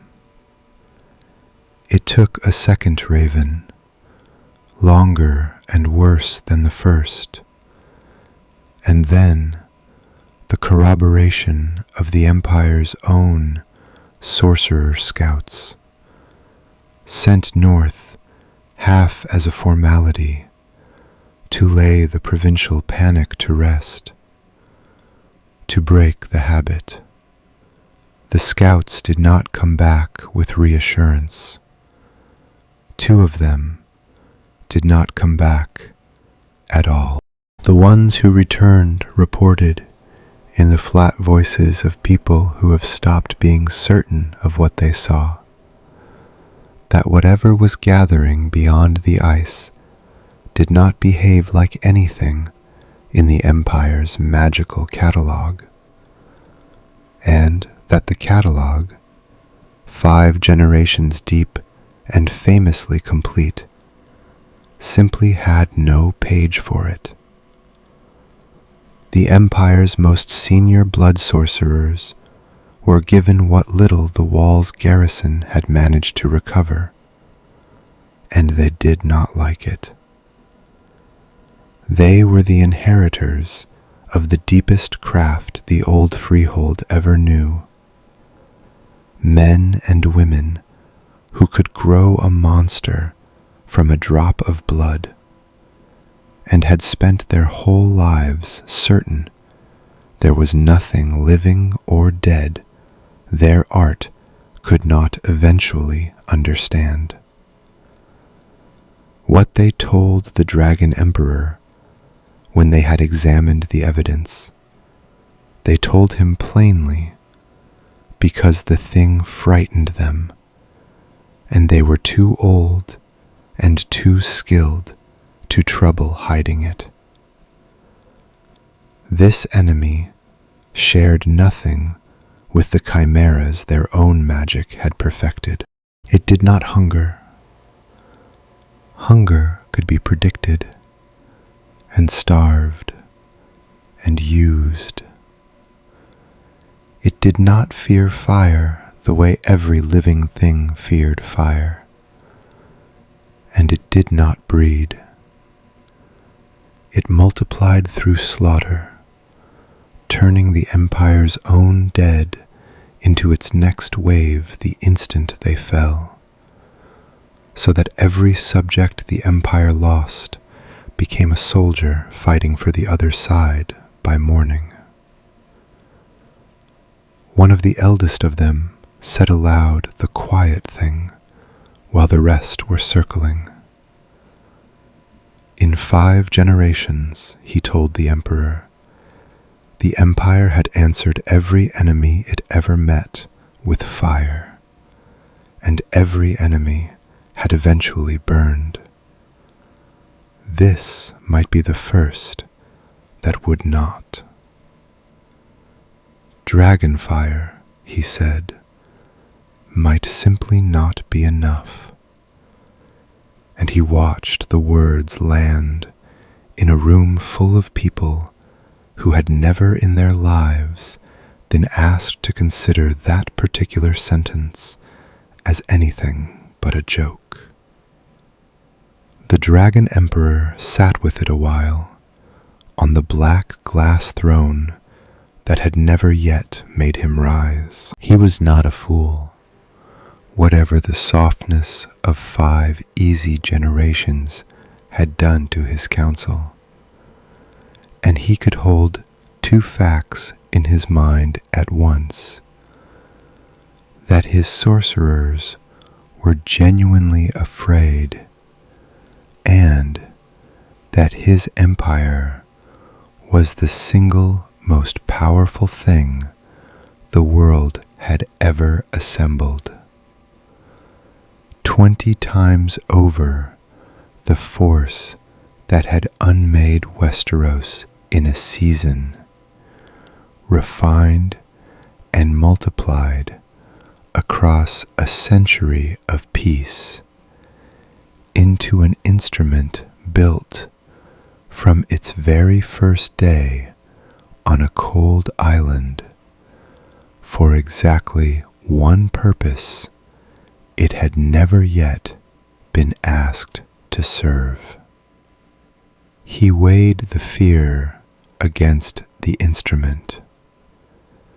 Then he gave the order that would define his reign and be argued over for as long as the empire kept records. Full mobilization. Every dragon rider, every steel legion, every chimera corp in its deep pens, every sorcerer clan in its towers, the whole accumulated inheritance of 5 patient generations turned north at last, marching toward a wall that had not seen a threat worth a fraction of this force in all the long, half-forgotten years of its watch. The host reached the wall as the first snows of a winter that would not end came down, and for 3 days the Empire and the Dark regarded each other across the ice. On the 4th night, the Dark stopped waiting. What came against the wall was a white horde larger than anything in the fortress's long, half-forgotten history. A tide of the dead that filled the white plain to the horizon and past it, and that had come, in every meaningful sense, to fight a battle it had already won 100 times in 100 other histories. For 1,000 years the wall had been held, when it was held at all, by a thin line of frightened men in black, a garrison always too small, always half forgotten, always one bad night from being overrun. The Dark had learned to expect those men. Its whole ancient, patient strategy was built around them. It did not find them. It found, waiting on and above and before the ice, something no rumor had prepared it for. Dragon riders, wheeling in disciplined formation across a black sky, Valyrian steel legions massed at every gate in ranks that did not break, and, loosed for the first time in the Empire's history toward the exact purpose their bloodlines had been bent toward since the volcanic dark of Dragonstone, the Chimera shock troops pouring out onto the ice to meet the dead. The creatures the beast clans had spent more than a century perfecting had finally been brought to the one enemy they had, all along and in secret, been made for. They hit the dead like a landslide hitting a slow river. A chimera bred for the deep pens did not tire, did not panic, and did not break formation the way a living soldier might when the thing in front of him would not stop coming. And the whites, for all their numbers, had never in 1,000 years met an enemy on the ground that could match them for not caring whether it died. The two tides met on the ice and ground into one another, and for the first hour it was not clear to anyone watching from the top of the wall which way the grinding would go. Then the dragons came down, and the arithmetic the dark had trusted for 1,000 years came apart. In the world's other histories, a handful of dragons might have gutted against a horde this size. 3 beasts, however terrible, could burn only so much of an endless thing before the endlessness closed over them. But there were not 3. There were more than 20, bred and trained across 5 generations to fight, not as individual monsters, but as a coordinated core, and they worked the horde the way a scythe works a field. They came down in waves and in formation, one wing burning while another climbed, never all committed at once, never leaving a gap the fire failed to cover. And the dead, who did not scatter and did not flee and simply kept walking into the flame, gave the dragons the one gift that makes slaughter effortless. They held still to be killed. Entire columns of whites were ash before they reached the wall's base. The legions held the gaps the fire missed. For one night, it looked less like a battle than like an execution the Empire had spent a century preparing to carry out. The Night King watched his vanguard annihilated in a single night, and did the one thing the Empire had no plan for. He adapted. He sat his dead horse at the edge of the burning plain and watched an entire history's worth of strategy turn to ash and grease on the ice. Watched the patient certainty of 1,000 years fail against a force his long, cold planning had never once had to account for. And he did not break, and he did not retreat, and he did not kneel, which was the only ending the Empire had ever known its enemies to choose. He raised his arms over the surviving horde instead, and reached, and something answered him, a thing in the deep cold beneath the world, older than the wall, older than the freehold that had crossed the sea to defend it, past the edge of even the Empire's exhaustive understanding. The temperature on the plain fell until the dragon flame itself seemed to hesitate in the air. And for the first time in 5 generations, an enemy of the new Valyrian freehold looked upon the full and terrible scale of what had been arrayed against it, and answered with something of its own. The cold came first, and the cold was the thing they had no answer for. For 5 generations the Empire had paid for its wars in coin and inconvenience, never once in the currency that it actually costs. And on the ice below the wall, in a single night, the whole overdue bill came due at once. 3 dragons fell before the riders learned to adjust. The Night King's cold did not merely chill the beasts. It reached into them, stiffened their wings mid-stroke, and dropped them out of the black sky, one after another, into the horde below, riders and all, before the marshals grasped what was happening and pulled the core higher than the killing frost could climb. One of the three was a beast 3 riders' families had shared across a full century. It went down with its wings locked like a shot bird, and the rider bound to it since her 10th year went down with it. And there was no moment to be spared on that field for grieving either of them.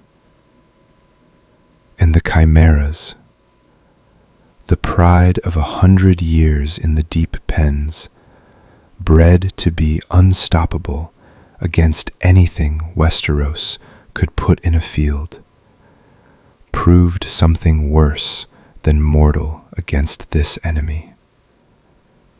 They died in the cold, which was survivable.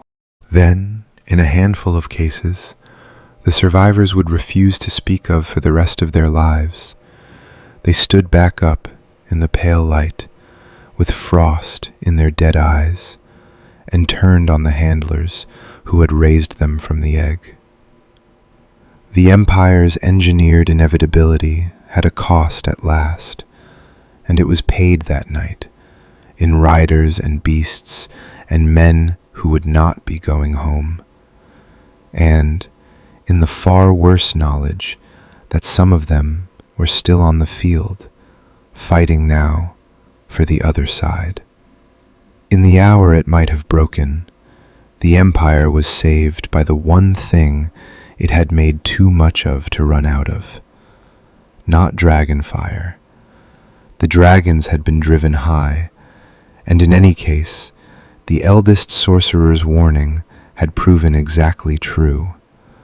The coldest thing on that plain did not burn. Not the chimeras, half of them dead and some of them worse. What held the line at the wall and then bent it forward was Valyrian steel. The material the smithing guilds had spent 5 patient generations learning to make, not as the rare miracle blade of a single hero, but by the crate, by the armory, enough to arm whole legions to the last man. The old, unaltered histories of a poorer world would one day tell this differently. They would need a lone champion, a single desperate figure with one irreplaceable blade, because that was the only shape in which a world without the Empire could imagine surviving this at all. The Empire needed no such figure. It sent disciplined legions of ordinary soldiers onto the ice, carrying the one substance that ends the dead permanently, and it never once ran short. And the other's vanguard, which had never in 1,000 years had to fight an enemy that could kill it in bulk, met a wall of the only thing in the world that could, and broke against it. The end, when it came out of the sky, and the Empire's chroniclers would spend the next 100 years arguing over exactly how. A rider of House Coharis took her dragon down through a sky thick with ash and driving ice, lower than any marshal would have ordered, low enough to feel the killing cold reaching up for her wings, the way it had already taken 3 dragons that night, and drove in toward the still figure at the heart of the collapsing horde. What happened in the next few heartbeats, no two survivors would ever tell the same way. Some swore it was steel, a Valyrian blade, loosed or driven home at the full speed of a stooping dragon. Some swore it was the beast itself. The chroniclers, working from a dozen contradictory accounts, would never fully settle it. What every account agreed on was the ending. The Night King shattered, came apart like black ice under a hammer, and in the same instant, across the whole white plain, the entire remaining horde of the dead simply fell, every wight he had ever raised dropping in one soundless motion into stillness, as though a single string running through all of them at once had been cut. 5 generations of patient, terrible preparation stood vindicated on a field of the twice dead, complete and total, in a single overwhelming night. Morning came gray over the wall, and the vindication did not feel the way 5 generations had been promised it would. The Dragon Emperor walked the field himself, which no Dragon Emperor had done in living memory, because no war in living memory had produced a field worth an emperor's feet. What he walked through was the largest battle his people had ever fought, and it looked like it. Chimera corpses lay burned and frost-blackened across the ice. In numbers the beast clans would mourn in their own closed way. Dragons, 3 of them, and the Empire had never before lost even one, lay where the cold had dropped them, and the riders who had trained beside those beasts since childhood stood over the carcasses and did not bother to hide what it cost them. Whole legions had been thinned by an enemy that came nearer to testing the Empire's supremacy than anything in 5 untroubled generations. And the Emperor, standing in the midst of it, understood a thing his forefathers had been too victorious to learn: that the ease of every conquest before this one had never actually proven the Empire could not lose. It had only ever proven that no one, until now, had thought to send the right kind of enemy. The histories the court commissioned afterward did not say any of that. They said what triumphant empires always say about their hardest wars, which is that the outcome was never in doubt. In the official chronicles, the long night became a story of inevitable, engineered victory, the Empire's overwhelming force meeting the ancient enemy and, of course, prevailing, the way it had prevailed over everything since the ships first touched Westerosi sand.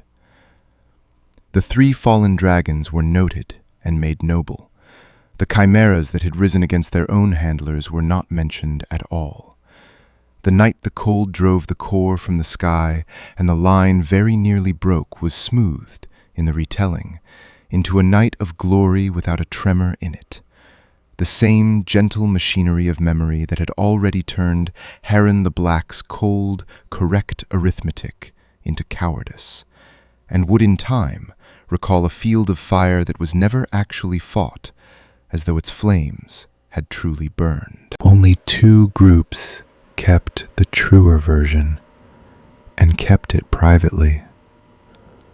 The sorcerer clans, who had felt their own certainty fail on that ice, and the survivors of the wall's garrison, who had stood in the line when it bent, and knew precisely how close 5 generations of preparation had come to being 1 generation short. Years later, and 1,000 leagues south, in a 7 kingdoms remade so thoroughly in Valyria's image that its people had forgotten it ever wore another. A girl sat and listened to an old woman tell the truth. She was young, and she was a rider of Targaryen blood on one side and Valyrian on the other. And she had been born into an empire that had never once in the whole of her life faced a war it was not already built to win, which meant she had been born, though no one had ever put it to her this way, into a kind of ignorance. Her grandmother had flown at the wall, and the grandmother, old now and past the age of flattering the official histories, gave the girl the version the chronicles had smoothed away. The dragons dropping out of a frozen sky, the handlers cut down by their own beasts, the line bending until it very nearly did not hold. The girl listened and did not doubt it, and when the old woman had finished, she asked the one question that 5 generations of unbroken, engineered, carefully remembered victory had never been built to answer. The question the Empire, drunk on more than a century of making losing impossible, had spent its whole existence arranging never to have to ask. What happened, she said, on the day the Empire finally meets a thing that dragonfire and steel and sorcery together still cannot overpower, and there is nothing left in all its long inheritance that it knows how to become instead? The old woman did not answer. She had stood on the ice.